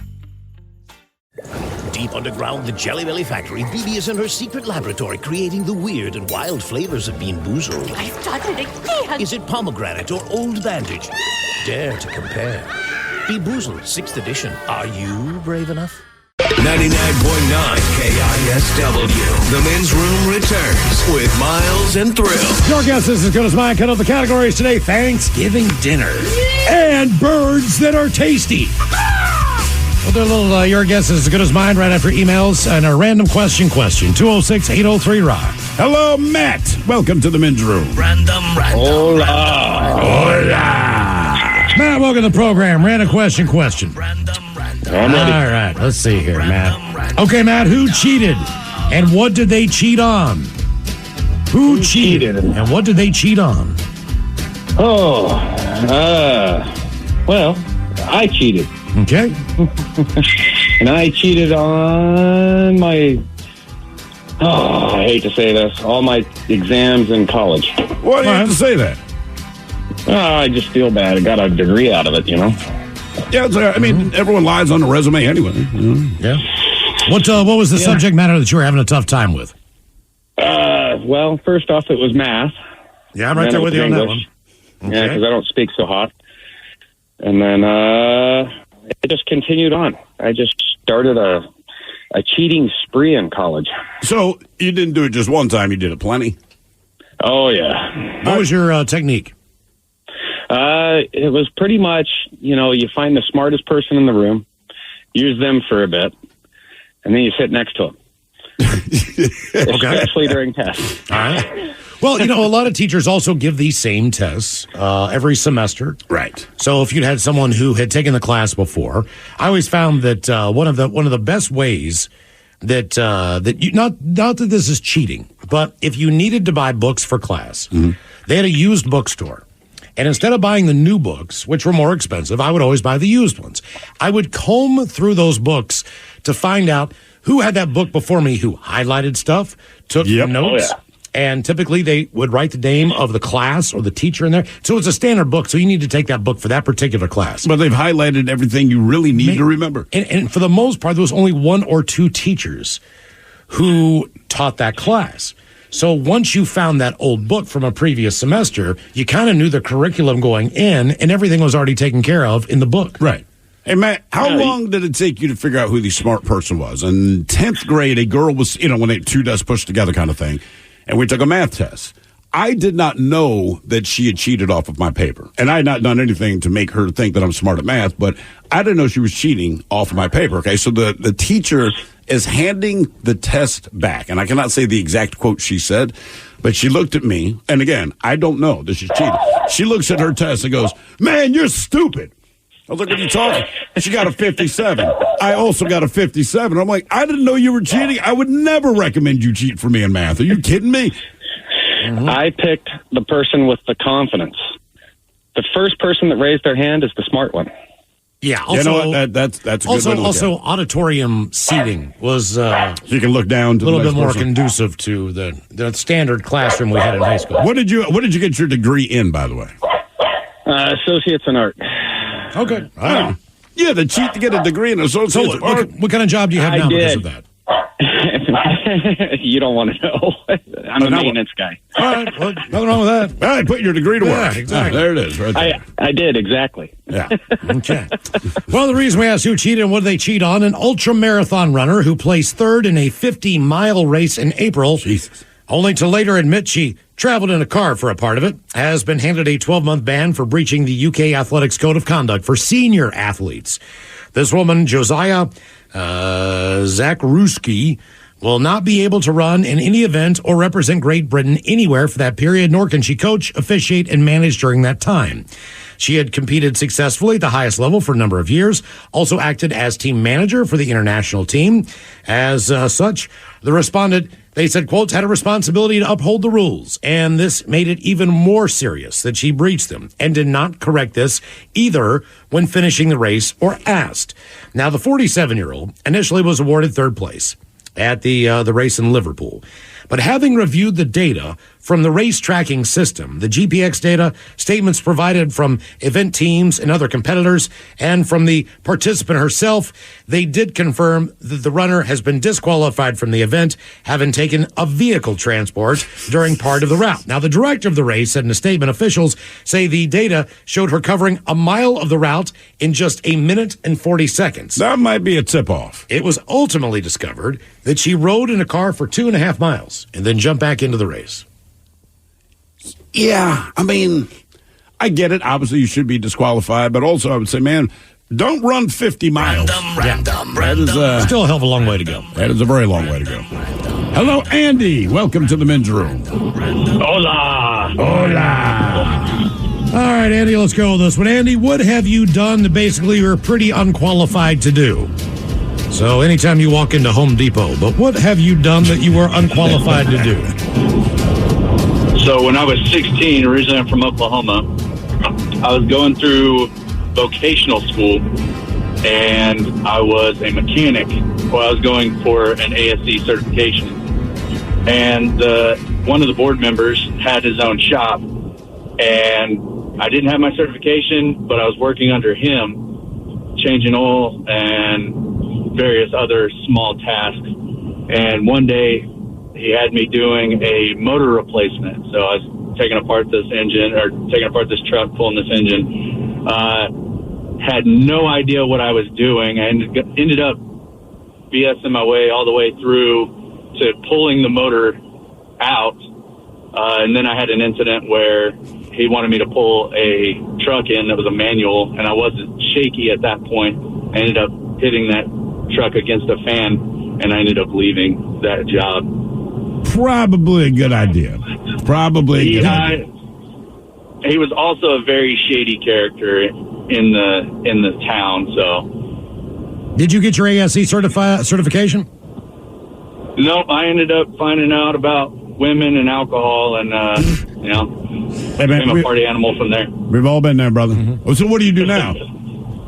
So I'm actually in the Navy, so I work on submarines. So technically, cool. I still kind of do something that I'm not qualified to do. Oh, that's very comforting, working on a submarine. So, did you hear the story about the British nuclear sub earlier today? I have not, actually. Okay, well, they thought that they were flat, but they weren't. So they had two gauges. I don't know how this all works, but there are two gauges that let you know if you're level, okay? And the gauge that everyone is looking at says they are level. Two engineers in the back we're looking at another gauge that said basically we are rocketing toward what they called the danger zone. I think it can dive to, they said 500 meters or something like that. And basically they pulled out of this right before it got critical. They were nose down, but wouldn't you know if you were nose down underwater? I don't know. You would. Okay. Because I would just have to think level is still level. I don't care if you're below But sea it may have level been or dropping above. horizontally. All right. Right, so it might not be nosing out. It might just be that it is just literally falling, in cigar position. But yeah, man, they said if it had been like 2 or 3 more minutes, these guys would not have made it. Reason we asked, what have you done that you were unqualified to do? If you're a law school student who breaks out in a cold sweat at the thought of taking the bar exam, good news. If you live in Oregon, a more inclusive way to become an attorney is here, according to the head of the Oregon Board of Bar Examiners. According to the Washington Post, in lieu of the widely dreaded 2-day standardized test, students can complete in an apprenticeship instead, which is an option that has been approved by the state Supreme Court last week. So students in the American Bar Association accredited law school who choose the supervised practice portfolio examination over the traditional bar exam will log 675 hours doing legal work under the supervision of an attorney, after which they'll submit a portfolio based on their experiences and complete some other requirements. Okay. So Oregon is now the first state to offer this alternative path. They note that the 675-hour regimen was set up to approximate how long students typically study for the bar. Jesus. So advocates of the program say it will give students who freeze up during tests a viable path, help racial disparities in the law field, and lower financial roadblocks. They won't have to stop working to take 2 or 3 months to prepare for the bar, or incur the cost of the exam review courses. But I guess critics have various concerns about the new option, including that the apprenticeship isn't long enough. One local judge said it should be closer to 2,000 hours, and he will lead to inadequately trained attorneys. I think the bar exam has value. It requires you to focus on a wide variety of topics, and so people who choose to go the experimental training path, they're going to be somewhat limited in what they know. They'll be somewhat limited. Look, and do what you want to do, but I would argue that maybe you don't say, if you freeze up at a test, if you freeze up taking a test, you probably don't want to practice law. Yes. I mean, that's all. That's going to be a lot more stressful and a lot more far-reaching than how you do on the test. Like, ooh, I'm nervous to go in front of the judge. Fine. But if you freeze up, this is not the thing for you to do. That's all. My brother said my brother's an attorney. He told me the 2 most valuable courses that he took in his undergrad were theater. He had a theater like improv class and public speaking. Because when he goes in front of a judge, when he goes in front of a jury, when he has these situations where he has to stand up and make a presentation, he wasn't that he wasn't bad at it. He just got a lot better. You want to get better after taking that. And basically, that's what you need to do. You need to sell the judge. You need to sell the jury. You need to sell, especially if it's a jury trial, right? I mean, that's the whole thing. Exactly. So he's like that. Those are the 2 most valuable. Was that classes. recommended to him, or did he just kind of figure that out? I think someone did recommend that within the department. Oh wow! If he was going to go into law school, that these are 2 important classes that you should take, and he did it. And he was like, "Man, I'll tell you what." He's like, "That was a game changer as far as just how he presented himself, how he held himself, right? How he told the story, or and that's part. You can have all the facts you want, but a jury, they need a story."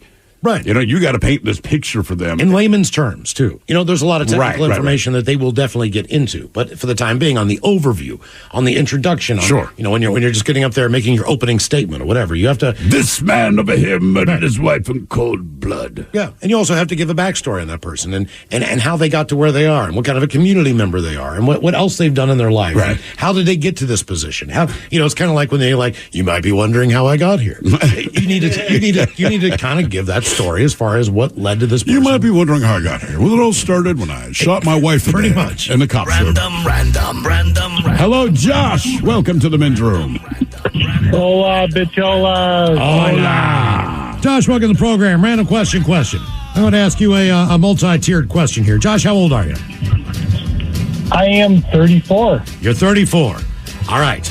Since you've been alive, what would you say has been the best decade for music, according to what you like? Okay. What was the best decade for music? Ooh. Well, I grew up on the 70s and 80s with my dad. Okay. And obviously grew up with this new crap.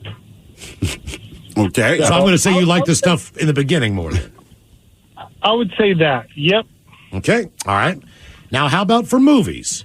What would you say was the best decade for movies since you've been alive? Ooh, That's tough, man. That's a good question. I like a lot of the movies that are being played now because just everything that they have going on, all the AI and stuff like that. So for the visual point of view, I mean, certainly they're going to look better as time goes on, but I would argue 70s or 80s, because 70s, I mean, look, I'm a Star Wars guy, and that's when it came out, all right? So but it also had Jaws and all that. But then the 80s, you had all those, what do you call it? Rat Pack. Yeah. Right. And that kind of played more into how I was living at the time. Right. Also with movies, the superhero movies when we grew up, no offense to the earlier Batmans or the Supermans, those kind of sucked. They were the introduction to that. Yeah. But then when you get into now, I think with Deadpool and with all kinds of other, movies, like Guardians of the Galaxy, those type of things, they just seem to be a little bit more entertaining from a dialogue perspective. Absolutely. The action's better, but okay. How about best TV decade for you, Josh? Probably 90s, late 90s. What was your favorite TV show? Simpsons. Okay, fair enough. Represents that pretty well. And food. When do you think has been the best food decade in your life? Food. That's a good question because now that I got my own Traeger and I smoke my own food, I love what I do. Okay. Yep. That'll do it, man. And those things do help. Okay, so they basically broke down everything. By the way, they asked what the best decade was for radio. Ooh, for radio? As well. I would go 80s. A lot of people like that golden era of if you would, when Howard Stern was on in Washington, D.C., or when he was on in New York City. There was a guy named Graceman in D.C. There's Los that Angeles. kind of thing. I had Kevin and that. Bean for a number of years. But I would also argue that the stuff that we are way too young to have been a part of, but I've gone back and since listened to, when you had comedy duos that were on the radio, or they performed entire shows, and it just to me, it was TV before TV, right? Because a lot of those guys when TV hit were hired from radio and put on TV because you already knew the story. They had soap operas, they had comedies, they had variety shows, and then some other people played music on occasion. So I do like that. I think that's an era that's sorely gone. I guess you can kind of make up with it with some podcasts, the creative ones, And it depends on where you are. If you're working at KISW in the early 90s when grunge breaks, if you're one of those guys on the air who are playing the new Soundgarden, or playing the new Nirvana, they're playing the new Pearl Jam, if you're in LA when Motley Crue breaks and they come on, or Van Halen, but you could also influence music, because back then with vinyl, this is not an argument for vinyl, but it's just the idea of Kiss wanted to put out the song Detroit Rock City. It didn't really hit. So the DJ literally flipped the record over, and that was the song Beth, which charts at like number 9 on the. So they blow up, or We Will Rock You into whatever the hell. We Are the Champions. They were two separate songs, but the jock at the time played it that way because he could. So now when we quote unquote get singles from the record companies, it's a digital file. That is the only song you're going to get. We don't know if there's a good B-side. So you can't really break anything. Right. Yep. So I think in that regard, it had to be really cool to do that, and we get all these people now talking about Steve Slayton and all this back in the day because they still had vinyl, and they just played whatever the hell they wanted to. I think that's pretty cool. Best music. This is a tough one for me. I thought the 80s was a very unusual decade as far as, there was a lot of brass involved in a lot of the rock, whether that was Huey Lewis and the News, any of the popular music at the time had a lot of horns. Eurythmics had a lot of horns. But music also changed in the 80s because of technology, because all of a sudden you had synthesizers and electronic drums, which never existed before. So you got a lot of new sounds with Duran Duran and all this kind, like Pet Shop Boys. Right, they could not Human have existed before. But then there's also the time when you go back, Depeche Mode, like 60s, you make the argument guys were still playing stand-up bass. Then the electric bass is introduced, and basically heavy metal is born. Stuff like that. But the 80s also, hip-hop starts joining the game. So much music came out of the 80s. Right. So they asked people about music, movies, TV, fashion, and food. The one thing that almost all of the respondents, 1,000 Americans who are all different kind of ages, agreed on is this. The best food that you could ever get is right now. As far yeah. as the variety, There's everything. the quality, all the different types. I mean, look, man, when we grew up, man, when they came out with the deep dish pan pizza, Oh, my God. that was a big deal. We thought we were going to lose our mind. Now they have Detroit style. They've got things. Everything. All these different things. You can get wings at a pizza place. You have all this different Everything. variety. So that's one thing that Universal, basically they said was like, back to the For Traeger, back to being able to use an air fryer and get crispy food at home without using a deep fryer and all these different Nothing's things. in a Jell-O mold anymore. And other than your green bean casserole is not served to you 4 days a week. No. The only thing I miss is the Sloppy Joe. That was a standard. God, that was a massive I had thing. Sloppy Joe night, man. I got Sloppy fired Joes. up. If my mom said, "Do you mean to make hamburgers tonight or Sloppy Joe?" Sloppy Joe's. Come Your on. hamburgers suck. You make them in a pan with bad beef. Yeah, oh God, it was bad beef. Make those things sloppy. Your guess is as good as mine. Count up the categories: Thanksgiving dinner and birds that are tasty. And we've got your emails coming up next from the men's room at KISW.com. I'm Snoop Dogg, and I'm giving up smoke. I know what you're thinking. Snoop, smoke is kind of your whole thing. But I'm done with it. I'm done with the coughing and my clothes smelling all funky. I'm going smokeless. Solo stove, fixed fire. They took out the smoke. Now you can have a nice blaze without any clouds ruining your day. Go smokeless. Go to solostove.com. Tell them Big Snoop Dogg sent you. Are you dealing with a personal injury? Don't go it alone. Turn to the experienced team at Phillips Law Firm. Their attorneys have helped thousands of clients get the compensation they deserve. Call Phillips Law Firm now. Call 1-800-JUSTICE or visit justiceforyou.com. Lovers, your local lingerie and adult store has gifts of pleasure for partners who know it's nice to be naughty. Turn up the heat this holiday when you shop at any Lovers store. Let our knowledgeable team help you select the best pleasure presents and save 20% on your purchase with Lovers Afterglow rewards. Just mention Love 20 at one of our 18 Western Washington locations. Offer valid with free Lovers Afterglow rewards membership until December 31st. Some exclusions apply. I'm Snoop Dogg, and I'm giving up smoke.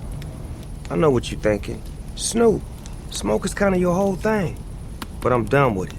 I'm done with the coughing and my clothes smelling all funky. I'm going smokeless. Solo stove, fixed fire. They took out the smoke. Now you can have a nice blaze without any clouds ruining your day. Go smokeless. Go to solostove.com. Tell them Big Snoop Dogg sent you.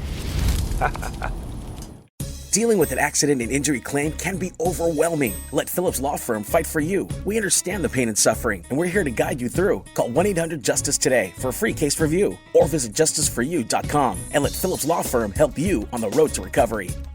What's up? It's your boy, the Ted Smith from the men's room. And did you know I have a podcast? Well, I do. The Podcast. New episodes uploaded every Wednesday on the Odyssey app. The debauchery rolls on. You're listening to The Men's Room with Miles and Thrill. 99.9 KISW. Your guess is as good as mine. Count out the categories today: Thanksgiving dinner and birds that are tasty. But first, time for a few emails from the men's room at KISW.com. You've got mail. You've got mail. Do one from our random question on the holidays. Ola, guys, this year my husband, kids, and I are going to my folks' house for Thanksgiving. Now, this is the first Thanksgiving we're going anywhere since COVID. We had salmon last year. This year I talked my mom into prime rib. Next year, we're talking about Thanksgiving tacos. But this year, I'm glad I'm going to be with my family. I'm being shipped off to Japan December the 4th for 5 months. First year, I won't be home for Christmas. That from Nicole in Alala. I still am thinking about the lasagna for Christmas. I have no problem. Look, Thanksgiving, I need the standard for Thanksgiving. But I know Christmas, I could do want. something different. Well, the other nice thing is we're not going anywhere this year for Christmas.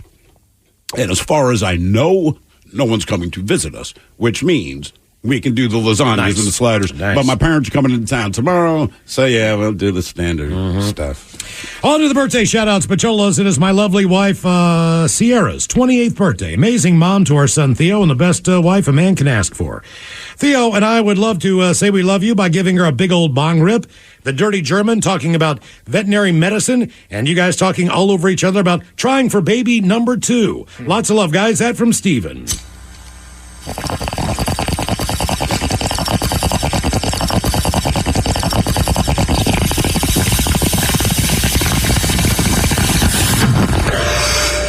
Yeah, I do not know much about veterinary medicine, but obviously, I don't mind using a meat thermometer for a pussy cat. Jesus. Baby number 2. Trying first of all, for baby number don't think 2. about number 2. That's the wrong place to go. You want to go in the other one. It's simply this. It's the trying you that's need to fun, man. do It's is the you need to thrill get really of the drunk hunt. on You know what I'm saying, man? Then That is the it's whole gonna take thing. you a little Keep time, trying for but it. You know, you I mean, keep I don't going, know, and eventually man. maybe it'll happen. Great agency. Yep. Gentlemen, my partner Cindy of 5 years, is turning 28 today. She is still my rock that keeps me going in this crazy world of ours while reminding me to never forget my wallet. So could we have the captain on explaining a journey with Lucky from Lucky Charms? Maybe some dad jokes, too. Guys, thanks for making us laugh, and cheers, that from Monty. Ooh, well, ahoy there. I hate that you brought up Lucky from your Lucky Charms. He's an odd little fella who always makes things awkward with the ladies. He likes to talk about Lucky's charms, and he likes to say things like, Lucky like to sucky. But also, I caught him once in a porta potty with 2 tequila L's. I'd never seen so many tiny little butts in one place. Crunch bears. Dad jokes. What kind of car do sheep love to drive? What kind of car do sheep love to drive? What? Volkswagens. A Lamborghini. It's right there. What do you call a herd of sheep falling down a hill? What do you call a herd of sheep falling down a hill? A landslide.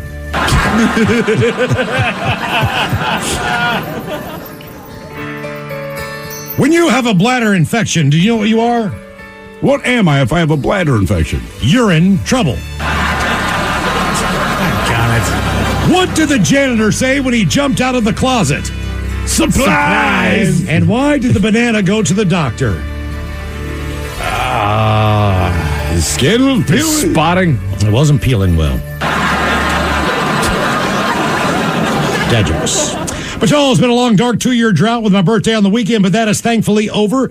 Firstly, guys, killer job at Live Day. It was my first time getting to attend. Definitely did not disappoint. Mike, you singing the Beastie Boys was by far the highlight of the night. Did you see the picture of you singing it, Mike? That Danny V took? I don't know. Somebody sent it in our email. And it's just funny I need to check because that. you're wearing your tuxedo, jacket free, but you can tell you're belting out a tune. It's just the intensity on your face versus what you're wearing looks so wrong. Okay. To help celebrate it like a big old Leroy Jenkins, as well as Mike's Dealer's Choice, and maybe some dad jokes from Miles. Thanks for all you guys do, and keep on rocking. That from Josh. Let's do this. Leroy Jenkins. Oh, come on now. It's time to take off the leash. Uh-oh, look out. Okay. All right, since you went to Live Day Goes to Prom night, I got some prom jokes. Prom jokes.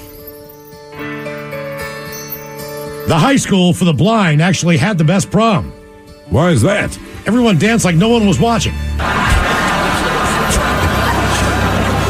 Guess what, guys? I forgot to bring the drinks to my senior prom. What? Yeah, no punchline. Why did the guy wear sweatpants to his prom? Why did the guy wear sweatpants to his prom? Yeah. Ballroom. I'll do one more. If all the girls who went to my high school prom were laid end to end, it wouldn't surprise me at all.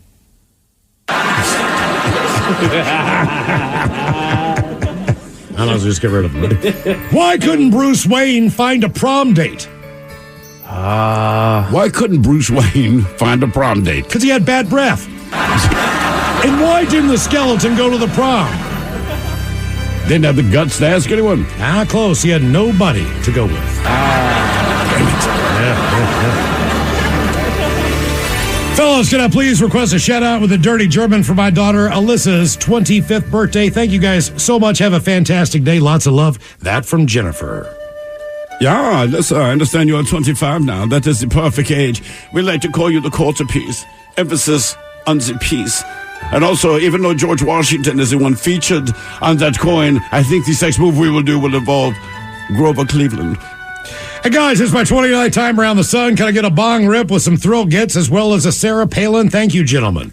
That from longtime listener Shell. Shell of them former selves.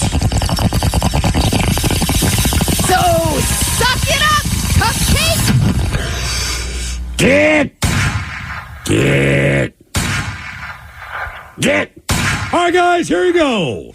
Happy, happy, happy birthday. Happy, happy, happy birthday. Happy, happy, happy birthday to you, to you, to you. Ya's a Dirty Germans brought to you by Men's Room Original Sausage. Available through Uli's world famous sausage, mensroomlive.com, and other fine retailers.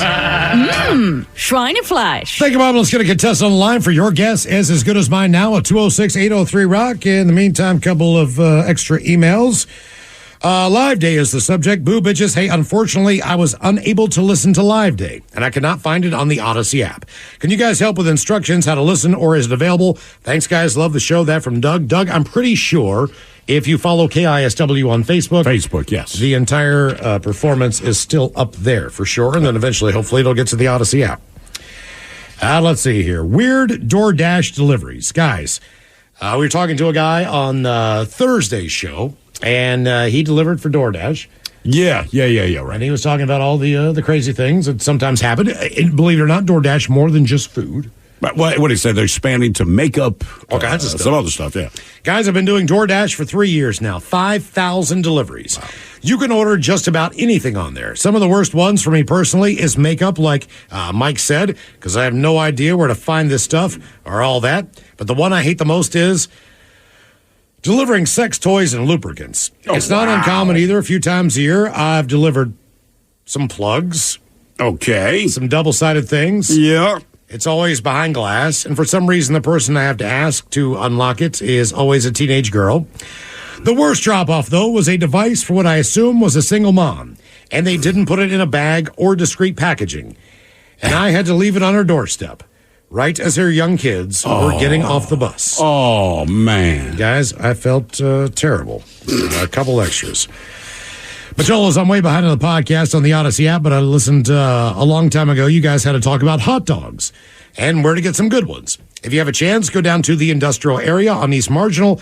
Check out Matt's famous chili dogs. Oh, yeah. Friend of ours, a great human being, making a tasty dog. The casing snaps when you bite it. He's also got burgers and fries. Anyway, just wanted you to know he's been down there for like 20 years. That from Dustin. Dustin, I used to go to Matt's all the time in Ballard. Mm-hmm. I will say this, Matt's was awesome. They used to have a Frito pie, too, that kicked ass. I remember that. But Matt's went away, and that was replaced by Ocho. And normally, I would bitch about that, but the fact of the matter is, Ocho has some of the best food in town if you like tapas and Spanish food. I didn't want to go, but Hair Club was like, come with me, guys. You got to check it out. Fine. One thing about Hair Club, considers himself a foodie, and he kind of is, but more than that, he only goes to restaurants that have one-word names. Yes. So very important. We go to Ocho. I think it's ridiculous.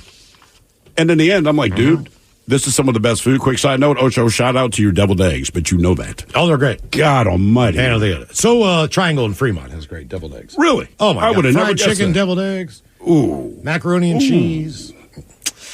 Gentlemen, been listening to the podcast for about 13 years. Some of that on the Odyssey app. Started way back when I'd load a week of shows into my Zune and just had to write in on some memorable stuff from the show as we just celebrated 4,000 episodes here a few episodes back. Number one, the rank pervasive fart that Ted blighted the office with around Christmas 2013. 10 solid minutes of talking about a fart that made it into Ben's office and out into the hallway and brought Hair Club in. I thought it was so funny that I saved the audio, and you played it on an episode of The Greatest Story Never Told. Number two, your If Vince Neil renamed the artist series of Sit and Spins. You did like was one of 3 my weeks of favorites. things like Ballpark Frank Sinatra and Adele. I wish I'd saved those. I think my favorite, what was it, Portugal, the mayonnaise.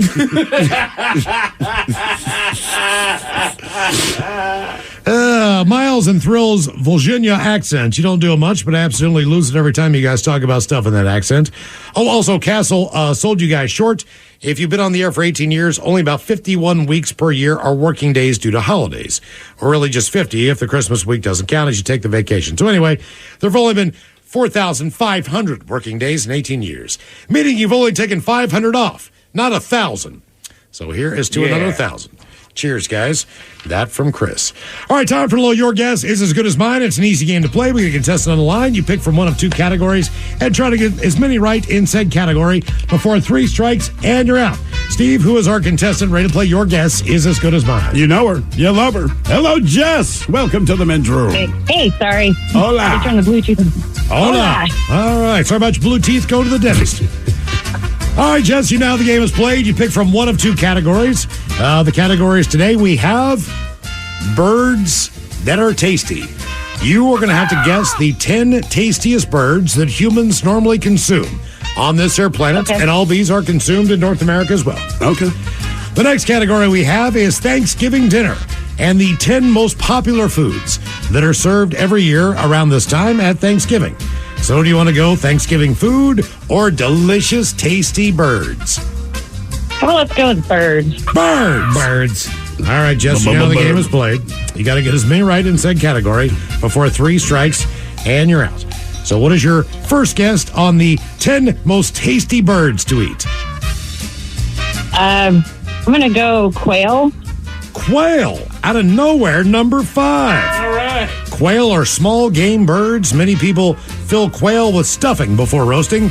By the way, quail eggs are standard fare in many countries and are very high in protein. So yes. And they're bite-sized. Yeah. They are. That's why you stuff them. Otherwise, you'd be pissed if I put it on your plate. Okay, Jess, 1 for 1. Not bad. I like that you started with quail, by the way. That's a weird one. Yeah. How about Cornish game hens? Cornish game hens. Not on the list. Oh, man. Yes, it's true. They're just not on the list as far as the top 10 most popular in the world. Okay. I mean, there's a couple standards in there. Is the Ted Smith there? Nope. I was wondering if... Oh, darn. Okay. He's not going to give you the answers, Jess.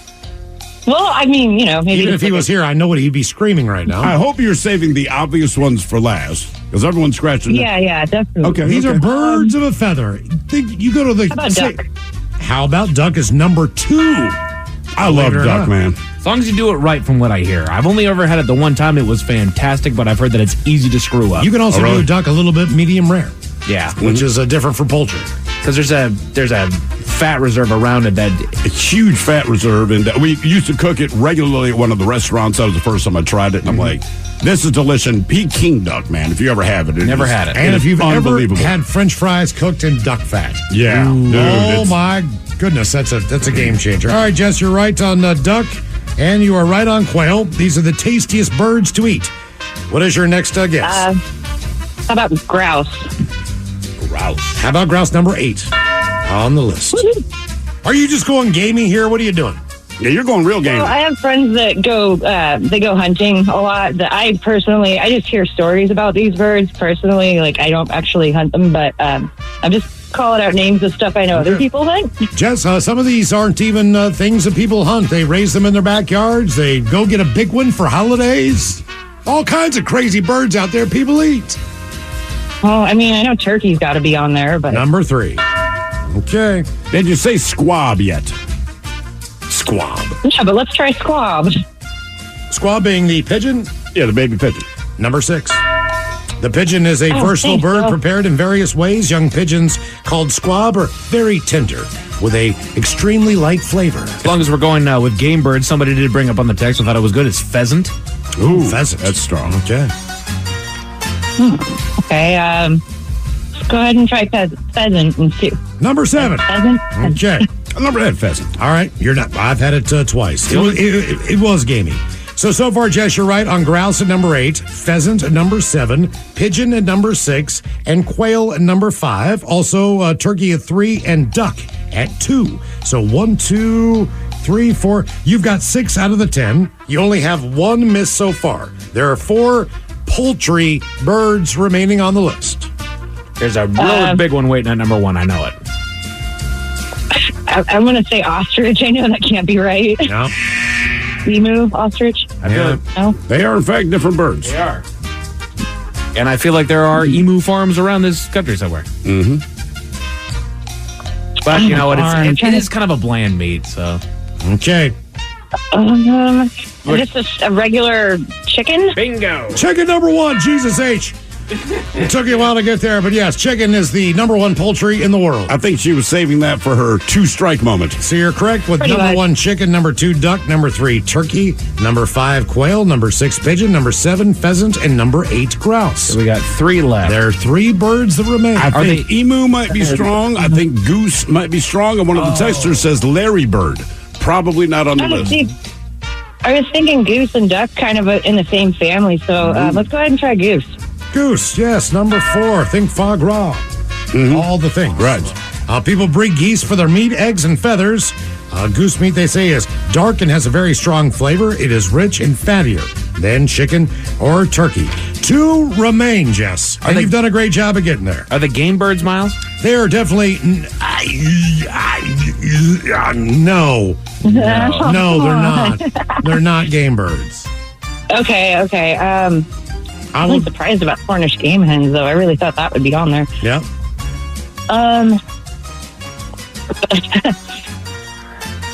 What pigeon? I mean, what was I'll give you one hint if you're old enough. David Cassidy. 38. Does that David count? Cassidy. David Cassidy was the star of a television show with a name in it that involved. Really? People eat that? Oh yeah. I did not realize that. He was the lead singer in a TV band. I don't know if this will help a lot, or think of the 12 Days of Christmas. What day did they get that one? Dang it. Day 1, I think. I think the first day of Christmas. You got this one. Yes, you do. Turtle Dove? Dove is actually number 9, believe it or not. I don't know how you pulled that off. That is unbelievable. Dove is number 9. And then number 10 is going to be a famous family, if I'm not mistaken. That is correct. They had a bus. Reuben King Partridge. There you go, Jess. You killed it. You got all 10 of the tastiest birds. So he added Russell Crowe. Number 10, partridge. Number 9, dove, followed by 8 grouse. Pheasant, 7. Pigeon is 6. 5 quail. 4 goose. 3 turkey. 2 duck. 1 is the chicken. They added Russell Crowe, Robin Williams, Larry Bird, and Jay Leno. All right, see what you did there. Okay. Very good, very good. Shot of the Day's coming up. You're listening to The Men's Room. I'm Snoop Dogg, and I'm giving up smoke. I know what you're thinking. Snoop, smoke is kind of your whole thing. But I'm done with it. I'm done with the coughing and my clothes smelling all funky. I'm going smokeless. Solo stove, fix 5. They took out the smoke. Now you can have a nice blaze without any clouds ruining your day. Go smokeless. Go to solostove.com. Tell them Big Snoop Dogg sent you. Are you dealing with a personal injury? Don't go it alone. Turn to the experienced team at Phillips Law Firm. Their attorneys have helped thousands of clients get the compensation they deserve. Call Phillips Law Firm now. Call 1-800-JUSTICE or visit justiceforyou.com. Lovers, your local lingerie and adult store has gifts of pleasure for partners who know it's nice to be naughty. Turn up the heat this holiday when you shop at any Lovers store. Let our knowledgeable team help you select the best pleasure presents and save 20% on your purchase with Lovers Afterglow rewards. Just mention Love 20 at one of our 18 Western Washington locations. Offer valid with free Lovers Afterglow rewards membership until December 31st. Some exclusions apply. Deep underground, the Jelly Belly factory, Bibi is in her secret laboratory creating the weird and wild flavors of Bean Boozled. I started again. Is it pomegranate or old bandage? Dare to compare. Bean Boozled, 6th edition. Are you brave enough? 99.9 KISW. The shenanigans continue. This is the Men's Room with Miles and Thrill. Coming up next, we'll drink and toast to the shout of the day. And we do have your headlines on the way at 5:50. But first, quick check-in with Mike Hawk and some of the stories and headlines he is not working on. Thank you, Miles. There's a new study that argues the possibility of a real-life Jurassic World existing, but it's likely on another planet. Well, okay. Yay. That's exciting then. That's such an empty answer. Yes, it could exist, but it's likely going to be on a different planet. When you take the entire scope of the universe and you say it could exist, whatever you say after that, you're right. Right. That could exist. You can't say anything wrong at this point. Right. Congratulations. If you begin with that, you somewhere in the universe there might be, yeah. Right. Congratulations. Yeah. Clowns that don't annoy people. Clowns that don't annoy people. 45% of people would bail on the holidays and take a solo vacation. Yeah, I would take a vacation, but I would take my wife. Kids, sorry. Sure. I would take my wife, but like solo, we've been together a long time, but we're not sick of each other yet. Right. Well, and I suppose if you're not with somebody, a solo vacation sounds just fine. True. But I would also consider the two of you solo. You two are Yeah, we are what we are, man. Yeah, right. We go You do guys our are thing. one entity, so you are now on a solo vacation. All right, fair enough. And I understand the thoughts behind that. There is nothing but stress surrounding the holidays. Holidays it starts basically this week, and it'll go through about January 1st. And it's fine because it goes by fast because it is a lot of stress. Everything's fast moving. But it's kind of positive stress. If you play your cards right, it's positive stress. Right. Because you're preparing to do good things. You just have to do a lot of good things. And then when January hits, man, people are just miserable. They are. Right? They're done with it. Holidays are done. You're kind of exhausted. You're broke. Right. You know, you went through all this crap, man, and it's still winter. Yeah. And the thing is that with as many people that kind of agree that the holidays are stressful, maybe we should just do something else. But you're not going to. No. That's the thing. You're not. Thanksgiving, you could do something else because it's only celebrated here on that day. Sure. Christmas, wherever you go, it's Christmas. There's Christmas. Right? I mean, well, I don't mind being in a Christmas area. Right. But it's more just the organization of everybody has to be in the same place. Breakfast is going to be at 8 o'clock and then we're doing presents at 9. I live an hour away. I know. It's a pain. That's why I'm so glad we're not going anywhere. It is us. It is the kids. And if you don't show up at 8 a.m., you're going to get an angry phone call. You're not here yet. It's 8 a.m., dude. Whiz, man. What? Just because you're awake and you are an insomniac doesn't mean I need to. It's a holiday for me. Rage rooms are experiencing an increasing issue. People getting it on during a session. I saw that. Do they have any explanation why? So somebody, they brought a psychologist in or whatever it is, but it's kind of that the exercise that you're doing by breaking things, the naughtiness of doing it, if you will, because we're not supposed to be breaking things. So the intensity there, the adrenaline rush of doing those things could all kind of stimulate the senses. So I won't go to a rage room with another dude. I'm about to F you, man.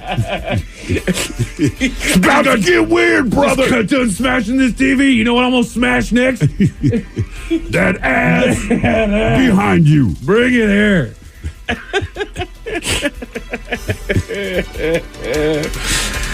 Throughout our entire lives, we hear all the doggone time about the different things that we need to take into account and the things that we are just doing wrong all the doggone time. Well, good news, fellas, I'm going to change your health one more time. The Men's Room Top 10.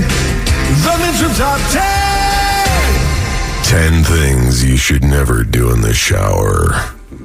Well, here's one from personal experience. Oh, God. When you like to do your own vehicle maintenance like I do, don't do it in a rental.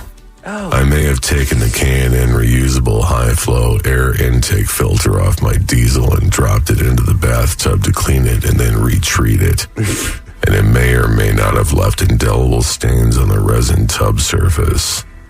Let's just say that you shouldn't do that. Take this as a tip from a moron who's been there and had to pay money to clean it and then resurface it. Jeez. It didn't just sound like a bad idea at the top. Hey, come on, man. BD. Shame, sir. Shame. So these are 15 things that you should never do in the shower. Good news, it doesn't ever actually label that one. So good news there.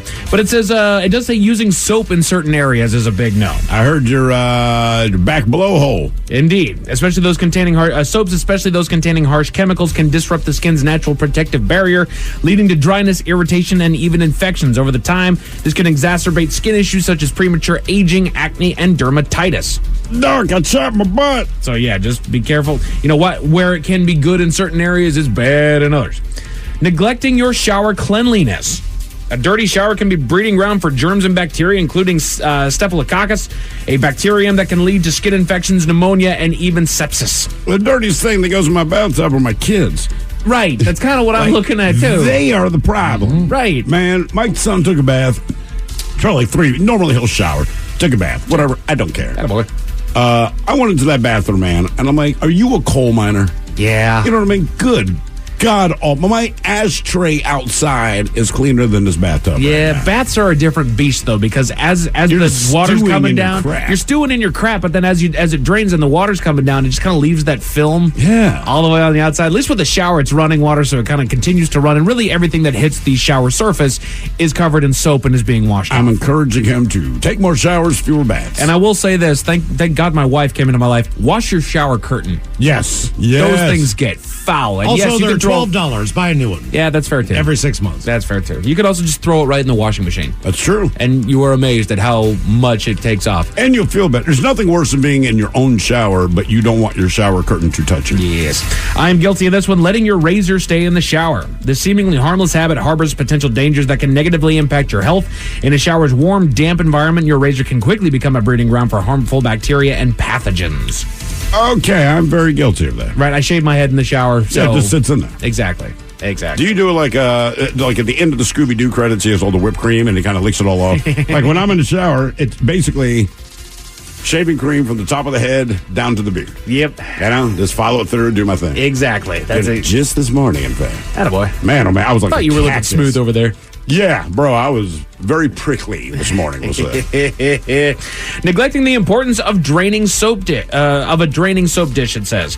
Among the easily overlooked aspects of shower safety is the humble soap dish, a crucial component in maintaining a safe and hygienic environment. A properly draining soap dish can prevent a host of problems. Neglecting its importance can accumulate moisture, promoting Isn't mold it and weird bacteria that soap can get dirty? Thank you. I thought I'm the just saying- same doggone I'm just thing. thinking, like, it's soap. I mean, they make a good case for it, but you're right. Just on the surface of it, you're like, the soap, it's antibacterial. It's this. You feel like it should be fine. Correct. It's like, it's not. What am I going to wash this soap with? Right. What do you wash soap with? Right. I just rub it down.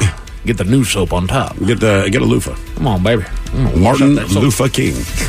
That's my product. Doggone it, man. Or the Loofah of Andros. The Lex Loofah. The Lex Loofah. Yeah. Former Seattle Seahawk Lofa Tatupu should have made his own loofah. Oh, dude, Lofa Tatupu. That guy can hit a golf ball 400 yards. Can he really? Oh, my God. Good God. That does not shock me. That does not surprise me, right? Maybe sick. Lofa loofahs. Let's talk. Loofah.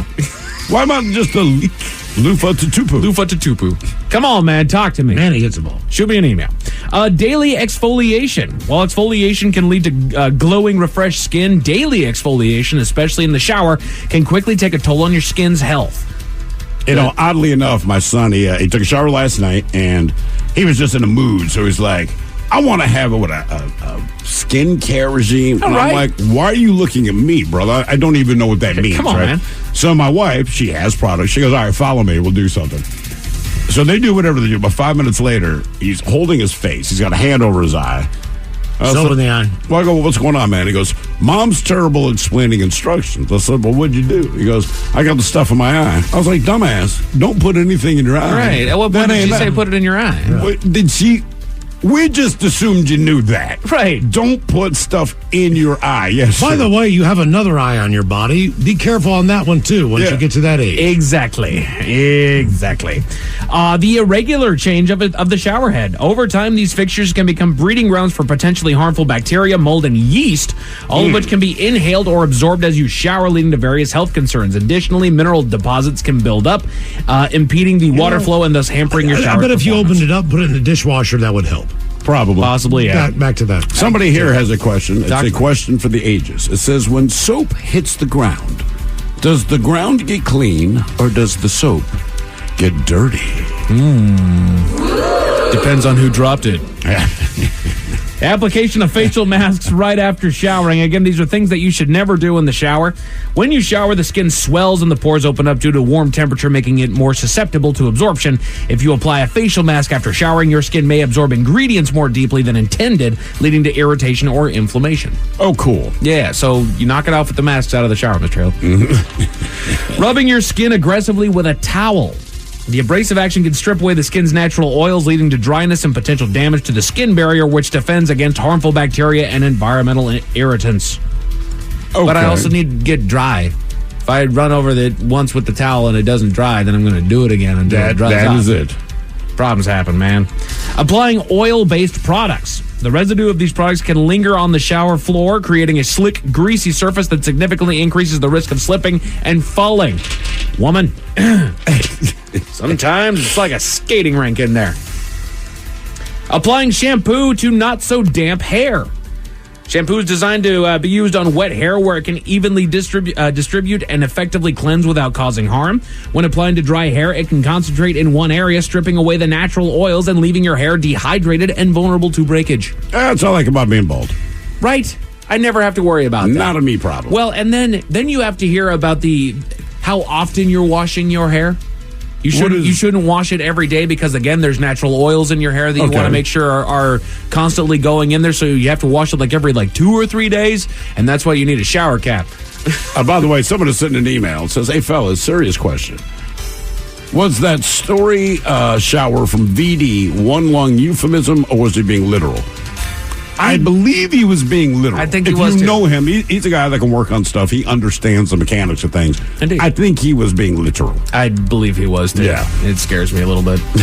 Things that you should never do in the shower. Shaving your legs before foot care treatment. What? When you shave, minuscule nicks and cuts can occur on your skin, often so tiny that you don't even notice them.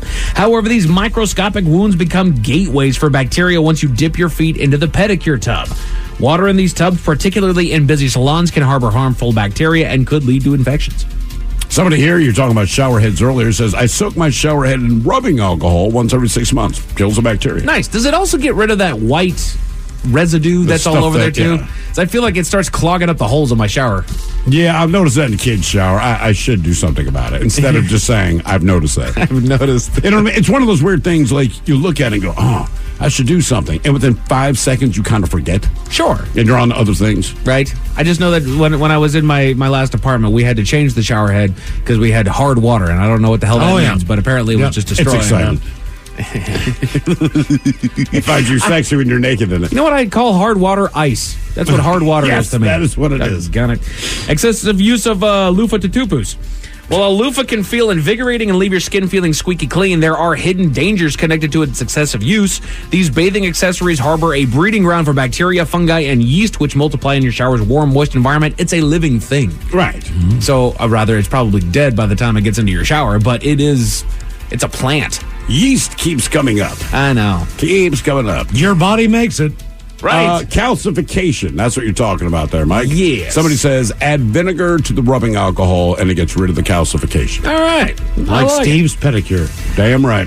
Extended shower sessions shows up. While seemingly luxurious and relaxing, extended shower sessions can pose significant health risk. By excessively exposing your skin to hot water, you risk over drying it, which might lead to itchiness, flakiness, and premature wrinkling. Which brings us to the number one thing that you should never do in the shower, but I feel like everybody here does it. Using overly hot water. Oh, I thought you were going to say drop protein. I love a long, hot shower. Exposing your body to boiling water in the shower often seems comforting, but it can have several detrimental effects on your skin and overall health. Heat strips the skin of its natural oils, causing your skin to become dry and irritated, and can aggravate conditions such as eczema. So by the way, someone else said if you want to get the white calcium buildup, which is what you have, that's a result of hard water. Yes. The CLR will clean that off. Oh, yes. Yeah, we always had CLR. 3 men in St. Louis were set free from prison, but were immediately arrested by the officer, Miles. Why did that happen? Tell you all about it at 5:50. Thank you, sir. Headlines are coming up at 5:50. In the meantime, it's going to get tested online for profile. That's at 206-803-ROCK. I'm Snoop Dogg, and I'm giving up smoke. I know what you're thinking.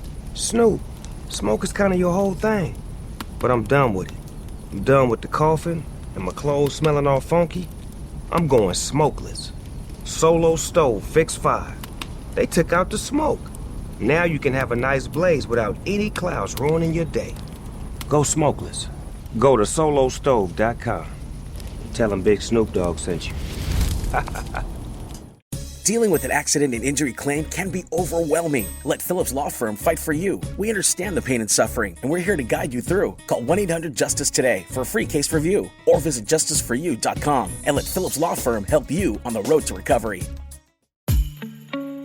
Lovers, your local lingerie and adult store has gifts of pleasure for partners who know it's nice to be naughty. Turn up the heat this holiday when you shop at any Lovers store. Let our knowledgeable team help you select the best pleasure presents and save 20% on your purchase with Lovers Afterglow rewards. Just mention Love 20 at one of our 18 Western Washington locations. Offer valid with free Lovers Afterglow rewards membership until December 31st. Some exclusions apply. Deep underground, the Jelly Belly factory, Bibi is in her secret laboratory creating the weird and wild flavors of Bean Boozled. I started again. Is it pomegranate or Old Bandage? Dare to compare. Bean Boozled, 6th edition. Are you brave enough? I'm Snoop Dogg, and I'm giving up smoke. I know what you're thinking. Snoop, smoke is kind of your whole thing. But I'm done with it. I'm done with the coughing and my clothes smelling all funky. I'm going smokeless. Solo stove, fix 5. They took out the smoke. Now you can have a nice blaze without any clouds ruining your day. Go smokeless. Go to solostove.com. Tell them Big Snoop Dogg sent you. Have you been in an accident that wasn't your fault? Feeling overwhelmed and unsure what to do next? Look no further. The personal injury attorneys at Phillips Law Firm are here to help. Phillips Law Firm understands that accidents can turn your life upside down. That's why they're dedicated to fighting for the compensation you deserve and to making the process as stress-free as possible. Don't wait any longer. Call now, 1-800-JUSTICE, or visit justiceforyou.com. Hey, it's Mike Hawk. Want more Men's Room content? Follow the Men's Room page of the Odyssey app and check out my live stream, A Moment with Mike Hawk and Nothing in Particular with Steve the Thrill Hill. Going live Thursdays and Fridays at 1 exclusively on the Men's Room page of the Odyssey app. Have we made it to drinking time? Somebody out there deserves to be recognized. And the Men's Room knows just who it is. So to you we say, bottoms up, sailor.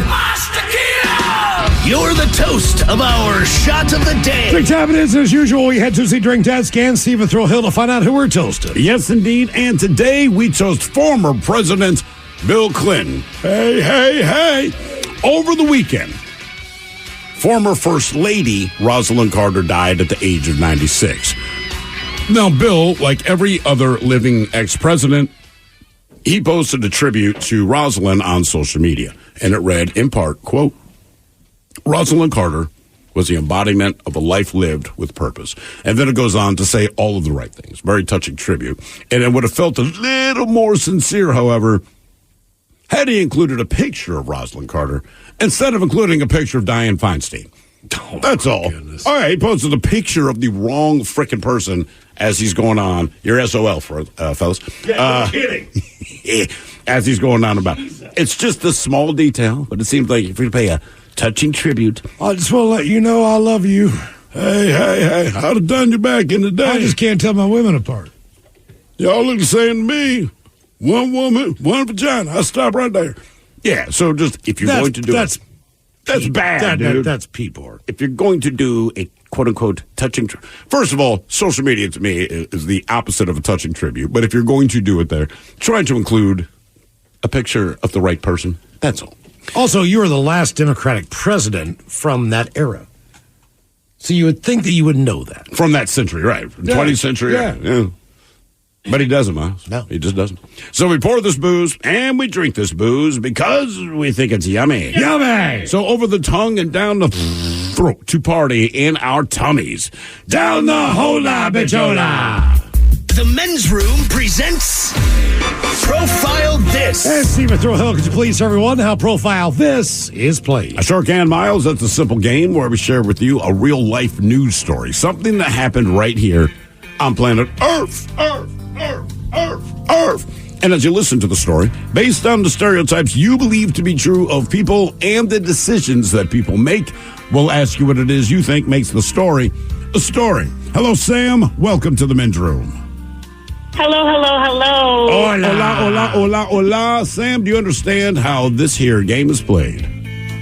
Yes, sir. All right, fantastic. You called on a great day because in addition, well, we have our 3 categories. So we have the wonderful world of drugs. We have Hit Me With Your Best Shot, where you guess the unconventional weapon that someone chose to use as a weapon. And fresh today, brand new category, ladies and gentlemen. We're calling it Auto, A-U-T-O, Autoerotica. Autoerotica, where you guess the vehicle involved in the crime. I'm gonna go with Hit Me With Your Best Shot. All right, here is your story. A southern Minnesota woman is facing jail time after attacking her boyfriend with an unusual weapon. 36-year-old Natalie Broomer. She's an Eagle Lake resident. She was arrested after coming home from a bar with the victim. The unidentified victim told police that Broomer was, quote, hitting him and spitting in his face on the drive home. And then once inside their property, she hit him in the back of the head with something. Broomer became aggressive towards the police officers and resisted arrest, but she finally calmed down after they escorted her outside. She was arrested and has pending assault charges against the same victim dating back to December of 2021, with charges noting the couple have been together for more than 11 years. So they've been together a while. Apparently when she gets mad, she attacks this guy. Now, in the latest incident, she was charged with 1 count of misdemeanor domestic assault and 1 misdemeanor count of interfering with a peace officer. My question for you is, what was her weapon of choice? Was it a shovel, their cat, a houseplant, or a whole chicken? So shovel, their cat, a houseplant, or a whole chicken. What did she hit him in the back of the head with? I want to say cat, but that doesn't seem likely. I think that would be the funniest. It's always funny to be hit with a cat. Sam, I don't think that's a bad call. I really don't think it's a bad call either. Yeah? Sam, I'll go cat if you do. Let's do it. All right, we're catting it. Mike? Let's sweep the category. Let's just all go cat. We're all going cat? Sweep the cat. We're all in on the cat. Okay, Yes. What did she hit her boyfriend with? A shovel, a cat, a houseplant, or a whole chicken? We'll find out next. That was a tease. I'm Snoop Dogg, and I'm giving up smoke. I know what you're thinking. Snoop, smoke is kind of your whole thing. But I'm done with it. I'm done with the coughing and my clothes smelling all funky. I'm going smokeless. Solo stove, fix 5. They took out the smoke. Now you can have a nice blaze without any clouds ruining your day. Go smokeless. Go to solostove.com. Tell them Big Snoop Dogg sent you. Have you been in an accident that wasn't your fault? Feeling overwhelmed and unsure what to do next? Look no further. The personal injury attorneys at Phillips Law Firm are here to help. Phillips Law Firm understands that accidents can turn your life upside down. That's why they're dedicated to fighting for the compensation you deserve and to making the process as stress-free as possible. Don't wait any longer. Call now, 1-800-JUSTICE, or visit justiceforyou.com.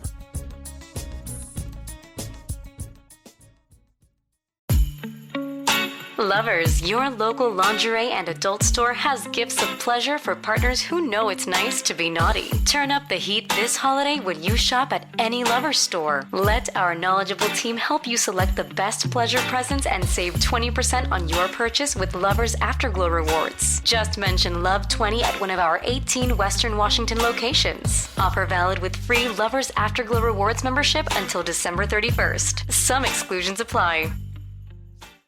99.9 KISW. We return to the men's room with Miles and Thrill. Profile this category. Hit me with your best shot. We got a Minnesota woman who was attacked her boyfriend with an unusual weapon. Hit him in the head with it. Question is, did she attack him with a shovel, a cat, a house plant, or a whole chicken? And, Sam, that is the very question we posed to you. You wanted to go cat because you thought it was funny. Miles goes, man, I think it's a good idea. Mike concurred. I think this might be the case. And all three of you, you went cat for the sweep. Oh, my God. I'm sorry, it was not a cat. By the way, before you think that I'm some sick bastard that came up with that on my own, I read a story fairly recently where a woman hit her girlfriend with the cat. But in this case, it was not the cat, it was a whole chicken. A whole chicken. Whole chicken. Okay. Not living. I'm about to say, was it alive chicken? It was not alive, but a whole chicken, yes. Damn. Uh-huh. Hey. Now for all TV news all time, it's time for TV Time with Tim. And now, because your pathetic life is confined to countless hours in front of a talking box, the Men's Room presents TV Time with Mike. Yes, indeed. Hello, everybody. How are we doing today? Mike. Yes, TV time. Well, it's a very ambiguous time. There's never really any official start or end to it, in my opinion, but I do feel like this is the official start of the holiday season. It is. Yeah, the week of Thanksgiving. Yeah. Right. I mean, hunker down and deal. Here we go. Because even though we celebrate Halloween, it's a very big holiday for everybody, I still don't consider it to be part of the holiday season. When it comes to the holiday season, I think of warmth, I think of good food, I think of baked goods, I think of family getting together. Now, Halloween is a very fun holiday, and I do very much enjoy taking part in Halloween and all the decoration and whatnot. But when it comes to the holiday season, it's late November into probably the 1st of January. And there's a different vibe between Halloween and quote-unquote holiday season. You know, like when you decorate your house for Halloween, it's all about death and zombies and cobwebs and corpses and skeletons and bats and spiders. And then all at once, suddenly, gourds. I will say this, though. It seems Gourds like and lights. the month of December early on goes much quicker than all the other months based on the fact that you just did Thanksgiving. And As an adult. It seems like Christmas is there. I will fully agree with you. And November has just been sprinting by the way. I would agree with that, man. This month has really been flying by. So one reality that we do have when it comes to the holiday season is any show that is on, anything that is particularly popular, they start to release their holiday specials. The crew of all of of the entire show, the entire cast is all coming together. I mean, I feel like Guardians of the Galaxy made one of the biggest ones here of recent memory, the Christmas special that they had not terribly long ago. Everybody loved it, apparently. I did not know anything about that. It was like one of the quietest releases that I at least know of, and I'm a Marvel fan. Or TV? I think it was a movie. Really? You got to go back, 15 years for Elf? I'm trying to think of new more than those 20 years, I new believe. traditions that are kind of like, and that's not new. But like, what is stepped up in place of Rudolph? And not that those aren't going to be there. But sure. What is the next thing? To me, it's Bad Santa. Bad Santa, I remember that's still 20 years old. Castle and I watched Bad Santa with my son, who was 3 years old at the time. Oh, no. We're watching it at his place, and then our wives came down, and we flipped the channel real quick. Because I was like, man, I don't care if he hears this. It's funny. Right. I have never seen Bad Santa. Does it hold up? Dude. Yes. Oh, my goodness. All right. Yes, it's one of those, it will last forever. Just watch it. Okay, I dig it. It is not appropriate. No. You should not have your 3-year-old son Don't watch watch it on cable. Watch it as it's rent the thing. Gotcha. Okay. Because that's where it gets funny. It is a hilarious movie. So I did take it upon myself because, let's face it, when it comes to the holiday specials, it does kind of feel like they mailed it in a lot of the time. Some of them are just innocuous. They're not all that bad. It's just the How I Met Your Mother Christmas special. They're just all there at Christmas time. Like, okay, that's just fine. But then there are those that just get really, really bad. So I took it upon myself here. And Hollywood Reporter has the worst holiday TV specials of all time. All right. Veteran producer Scott Sternberg from Hey Paula and the Academy penned a list of what he considers to be the worst holiday TV specials of all time. And we do have the top 4 that we have here. Number 4, from 2000, Grandma got run over by a reindeer. Jake strives to help his mom and dad protect their family store from takeover, but in the confusion, it turns out that Grandma has gone missing and was involved in a very unusual hit-and-run accident. The key moment in the movie is Santa's hit-and-run note and Grandma's Christmas cakes being spiked by a, quote, reindeer nip. I did not know that they made a movie around the song. Like, I know the song, I just never... If it's the one that I'm thinking about, it was a cartoon movie. Okay, all right. And it's just interesting. I'm unfamiliar with that. I've never even heard of that one. But you know what? It was also, 2000. That was a time, I think, just before Elf had come out. So we were kind of starved for a new Christmas movie, a new kind of era when it came to Christmas. What was your Christmas special, television-wise, go-to when you were a kid? Honestly, it was Rudolph the Red-Nosed Reindeer and Frosty the Snowman. Yep, Frosty. I was Rudolph and Wizard of Oz, which is not a Christmas movie. The Grinch is great. Yeah. I liked the Jim Carrey Grinch. That was my favorite. Really? Yeah. What about the animated one, the original? You know what? The original, the cartoon one was really good. They did another one that was basically, they just ripped images from the actual book and kind of made them move from time to time. So that one sucked. But yeah, the original, the cartoon was also. I think that's if they did one of the best. if they did puppets, that was kind of cool. That would be cool back in the day. Yeah, I saw we're in that world of things. So Chicken Run, right? Mm-hmm. Oh, love that movie. They're trying to do a new one. Apparently, the claymation involved in that movie, there's only so much of that clay left. Really? So, the studio. So they has bought run it out of before clay. the factory closed down, right? Yeah. So they had they delivered the last pallet to those guys. They're trying to make another Chicken Run movie off the remaining clay. In that whole era is done. Right. Unless someone else picks up a factory and wants to do the clay. Right, wants to make it, right. And it was a great movie, and it was kind of a rip-off of The Great Escape, but I don't know what else you do beyond that. So, I mean, I'll hold out hope It's for it. just I'll check it out. unique art. You know what I mean? Very much so. They go with Pee-wee's Playhouse Christmas Special at number 3. Did not see it. A number of celebrities dropped by Pee-wee's Festive Playhouse to teach Pee-wee the lessons of Christmas and Hanukkah. Appearances by Oprah, Cher, Joan Rivers, and Magic Johnson give the special some celebrity wattage. Oh.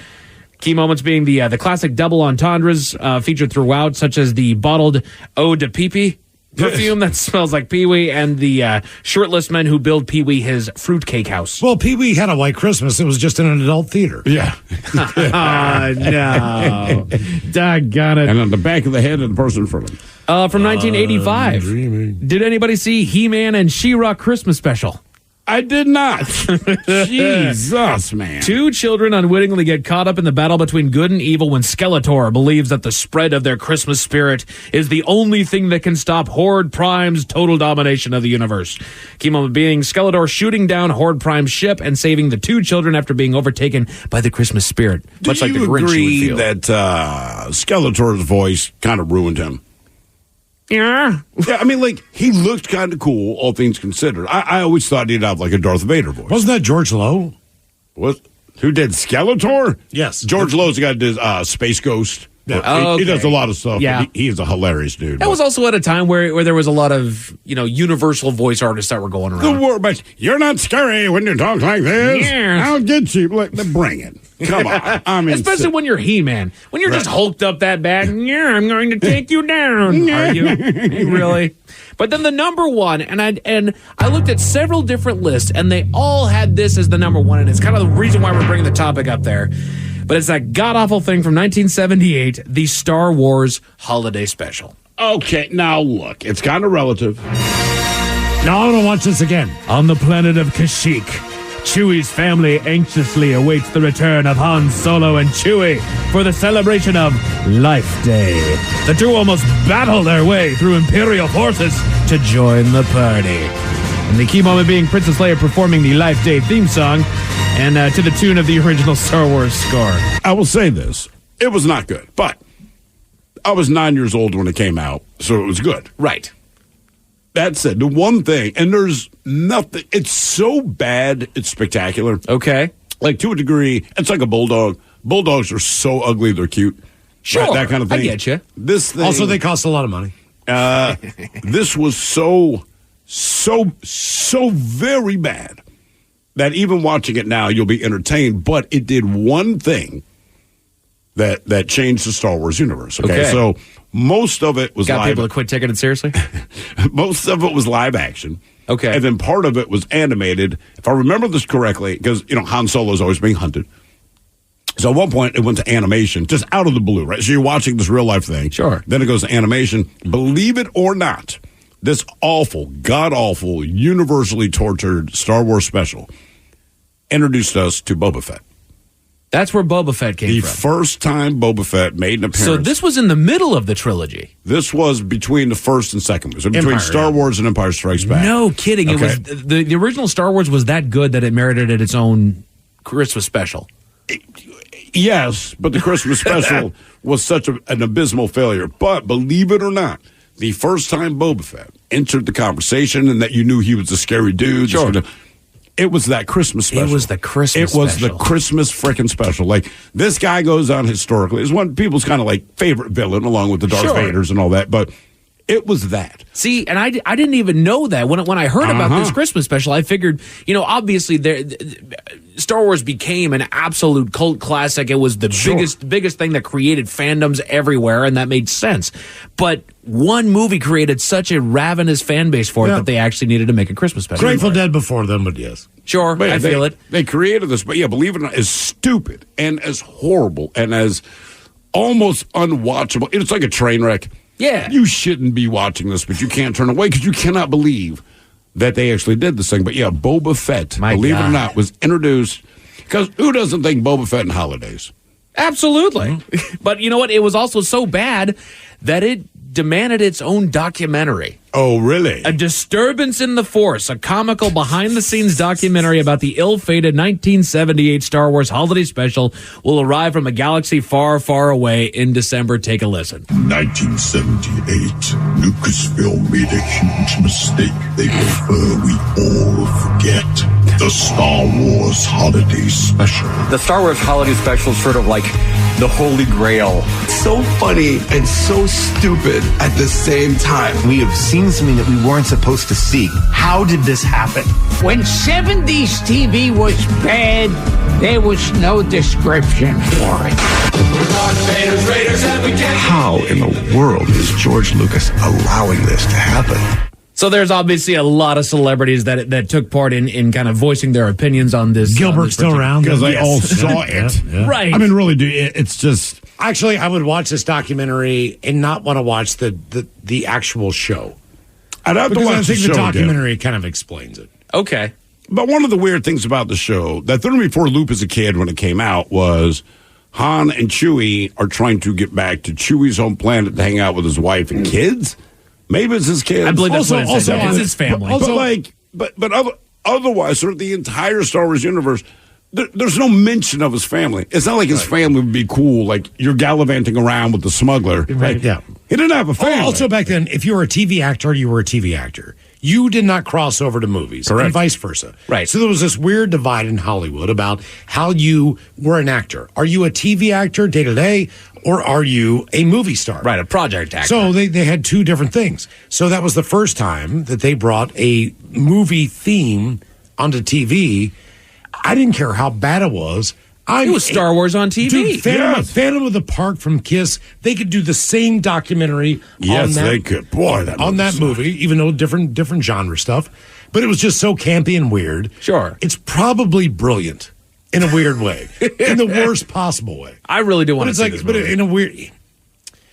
Because I like Star Wars, and I'd like to see what all they pulled out with it, and if it's that bad. It is truly that bad. Does it feature all of the original actors? I feel like the clips that I saw featured kind of B actors standing in place. So right, Carrie Fisher was not there. Right. Mark Hamill, I don't Harrison think Ford was not there. No, he was. Harrison Ford was there. Was he there? It was Harrison Ford and Peter Mayhew, who was in the Chewbacca outfit. Right. They were the two mains. Okay. Because obviously they're pals, and they travel around together. So Han is trying to get Chewie home in time for Christmas. Right. I mean, think about that. The general plot of this is, hey, man, I don't want you to be late for Christmas, so I'm driving my car to get you home. The problem we have is that on the drive back, this guy that wants to kill me, not you, Chewie, but the guy that wants to kill me, he's looking for me, so we got to ditch out for a bit. And that guy's Boba Fett. Is that Also, back to Boba Fett. Yeah. Side note, didn't know Santa was intergalactic. I did not know that It's Santa Life went anywhere. Day, not Christmas, Mike. Oh, that's right. It is Life Day. They My just bad. happen to My line bad. up on the same day. Wookiee Christmas is Life Day. Wookiee Christmas. And I don't remember it strongly because, again, for me, it was 45 years ago, whatever, but I do remember they made it there. And I just remember, I think the end scene, like, Chewie's there with, like, his arm around his wife and his kids. And, like, Han basically is a really good friend that's over for Christmas dinner. Yeah. And I'm just thinking, like, at 9 years old, I'm like, this is great. Now I'm like, this is the dumbest S that has ever been made. So from what I could see when I was looking at the story, there was a link that it is up on YouTube. The Star Wars Christmas special is up on YouTube if you want to go and check that one. It says after its premiere at this year's SXSW Film Festival, A Disturbance in the Force will be released on digital and Blu-ray on December 5th. This announcement comes on Life Day, a canonically Wookiee holiday in the Star Wars universe. So there you go. You guys got some Life Day. Got some new Star Wars coming up. Also in the let's flip flip things over to sports here just before we go to the break there. You guys might remember here back in week 6. I'm going to take you guys back in time just a little bit to week 6. Damon Harris of the Buffalo Bills suffered a scary injury during week 6 against the New York Giants. He left the game on a backboard in the ambulance, and thankfully the 26-year-old running back has since returned to action. No, this Harris. year. Oh, this year. Okay. Yeah, this year.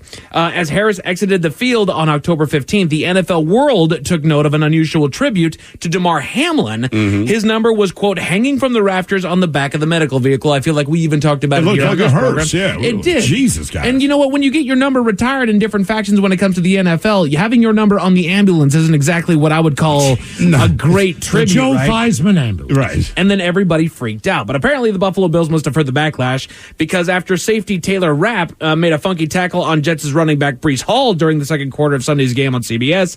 After initially walking away from the collision, he stumbled and fell to the ground next to the sideline before rolling over and presenting a fencing response. He was able to move his hands as he was taken off the field in an ambulance, and according to the broadcast, he never went to the hospital. But the camera showed as he was being loaded into the ambulance on a backboard, the windows looked different because Hamlin's number wasn't there anymore. Okay, so good. It just felt a little heavy. They never actually came out and said, yeah, How do we you took think- those numbers off. Like, he's not dead, man. How do you think Lou Gehrig feels? Yeah, okay, cool. You named a disease after me. Thanks. How about Thanks, Johnny man. AIDS? Right. Dave Cancer. Speaking of football, you do have some Monday Night Football on. The Kansas City Chiefs are at home against the Philadelphia Eagles. No Taylor Swift, from what I understand. Cool. Because she's currently on tour in South America, so she's not going to make it there. Also late out today, check out Jimmy Kimmel. He's got Adam Sandler and the very funny Henry Winkler. Kraken in action And the tonight. Kraken. Yeah, there That's we coming go. up on my next broadcast, Mom. Okay, thank you, Mike. We appreciate it. You're listening to the Men's Room. Selling a little or a lot? Shopify helps you do your thing, however you cha-ching. Shopify is the global commerce platform that helps you sell at every stage of your business. From the launch your online shop stage, to the first real-life store stage, all the way to the did we just hit 1 million orders stage. Shopify's here to help you grow. Whether you're selling scented soap or offering outdoor outfits, Shopify helps you sell everywhere. From their all-in-one e-commerce platform to their in-person POS system, wherever and whatever you're selling, Shopify's got you covered. Shopify helps you turn browsers into buyers with the internet's best converting checkout. 15% better on average compared to other leading commerce platforms. And sell more with less effort thanks to Shopify Magic, your AI-powered all-star. Shopify powers 10% of all e-commerce in the US. And Shopify is the global force behind Allbirds, Rothy's, and Brooklinen, and millions of other entrepreneurs of every size across 175 countries. Plus, Shopify's award-winning 24/7 help is there to support your success every step of the way. Because businesses that grow with Shopify. Sign up for a $1 per month trial period at shopify.com/Odyssey Podcast, all lowercase. Go to shopify.com/Odyssey Podcast now to grow your business, no matter what stage you're in. Shopify.com/Odyssey Podcast. Felix, the only pet insurance plan just for cats, with plans starting at under $1 per day and as unique as your cat. You'll love them, and you can't imagine living without them. And as each and every one of your fur babies rubs against your leg, go ahead and tell them the exciting news. Felix Cat Insurance offers whisker-to-tail protection, the kind of protection that you both, or should we say all, deserve. Whether you've got an indoor cat, an outdoor cat, or they're a little of both, Felix Cat Insurance has you covered. Our curated cat insurance plans were designed to meet the special needs of your feline family members. Accidents, illnesses, cancer, diabetes, emergency care, alternative therapies, hereditary conditions, exam fees, and much more. Customizable coverage exclusively for felines. Sorry, no dogs allowed. FelixCatInsurance.com. Get it? Meow. Insurance is underwritten by Independence American Insurance Company and produced by Independence Pet Group. Pre-existing conditions are not covered. For all terms and limitations, visit FelixCatInsurance.com/terms. This holiday season, make your journey memorable with Travel Centers of America, where our motto is simple: return every traveler to the road better than they came. Avoid any hassle and stop at our one-stop shop for all your holiday travel needs. Fuel up, indulge in delicious snacks, and dine at one of our full-service restaurants. Hit the road with peace of mind knowing we've got you covered. For more info, go to ta-petro.com. Travel Centers of America, your road to happy travels. Room returns with Miles and Thrill. Now, let's see what's happening in the real world. All right, here we go. Tourists in Thailand go to a strip club. They end up at a 20-dancer brawl. Ooh. Meanwhile, a Florida woman learns that if someone steals your drugs, 911, not who you call. Much like your teen years, thousands of small blue balls wash up on a beach. A lottery winner says non-disclosure with ex-girlfriend. She did breach. And 3 people break into a closed jail and accidentally lock themselves in a cell. It's time for your headlines. Now, it's time to hit the headlines. Here's Mike Hawk. All right, our top story. We go to St. Louis, where 3 men went on quite the adventure. They managed to sneak into a local prison that had been closed and abandoned last spring and had a good old time inside. That is, until they let the intrusive thoughts win. And I feel like a lot of us would do this as well. But they locked themselves inside the prison cells. It's funny. Look at us go. We're locked inside the prison cells. We're not sure how long they attempted to free themselves before they had to make the embarrassing call to 911 because they just quite frankly couldn't get themselves back out. They were freed, but then immediately arrested and now face a handful of charges. They'll probably, we'll lock ourselves in. We get it. Right. And again, I know why you did it. Look, we all kind of like, oh, look at that. I'm in prison. I'm in jail. Okay.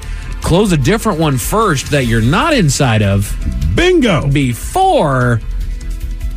I feel like that's common knowledge that as soon as those bars come shut, they're not supposed to open back up. If you could push it back open, it wouldn't call it jail. Right. So, and Mike, you and I, we always say there should be the additional charge of being stupid. There should be. Right? Trespassing, we'll get you on that, blah, blah, blah. Also, the stupid charge. Right. If you're that dumb and you survive in humanity and you're not volunteering for us to do experiments on humans, then you serve no purpose. Right. You really don't. You are useless to me.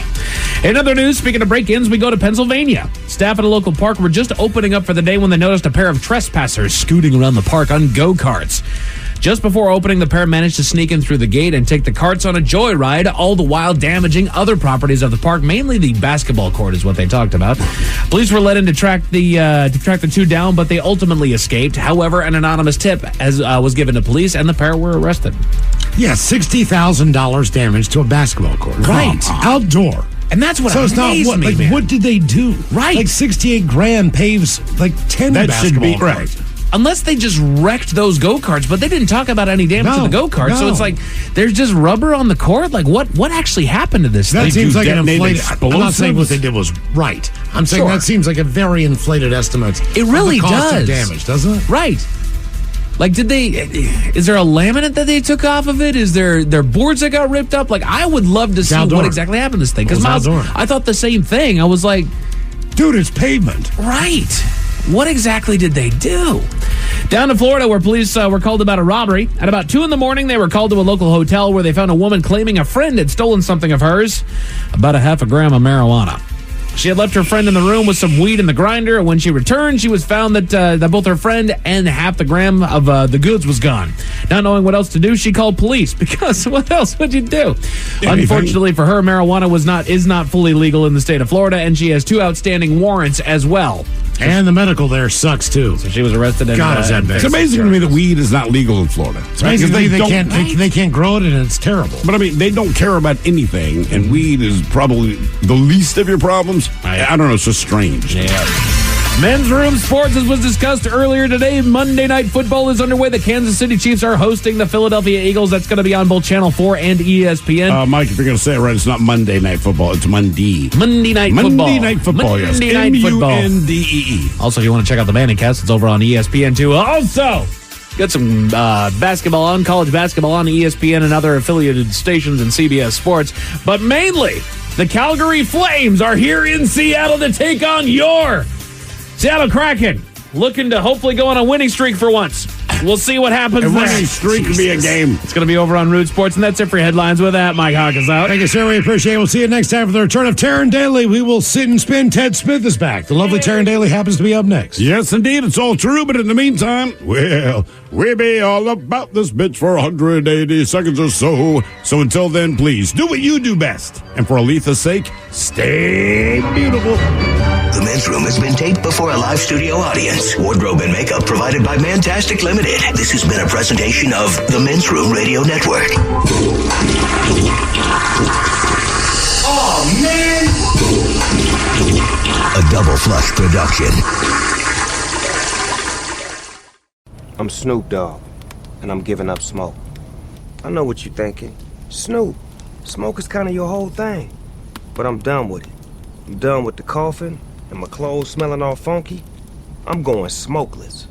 Solo Stove Fix 5. They took out the smoke. Now you can have a nice blaze without any clouds ruining your day. Go smokeless. Go to solostove.com. Tell them Big Snoop Dogg sent you.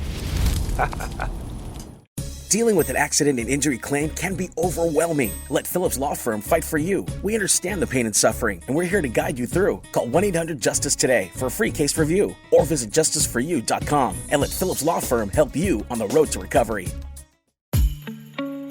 Lovers, your local lingerie and adult store has gifts of pleasure for partners who know it's nice to be naughty. Turn up the heat this holiday when you shop at any Lovers store. Let our knowledgeable team help you select the best pleasure presents and save 20% on your purchase with Lovers Afterglow rewards. Just mention Love 20 at one of our 18 Western Washington locations. Offer valid with free Lovers Afterglow rewards membership until December 31st. Some exclusions apply. Deep underground the Jelly Belly factory, Bibi is in her secret laboratory creating the weird and wild flavors of Bean Boozled. I've done it again! Is it pomegranate or old bandage? Dare to compare.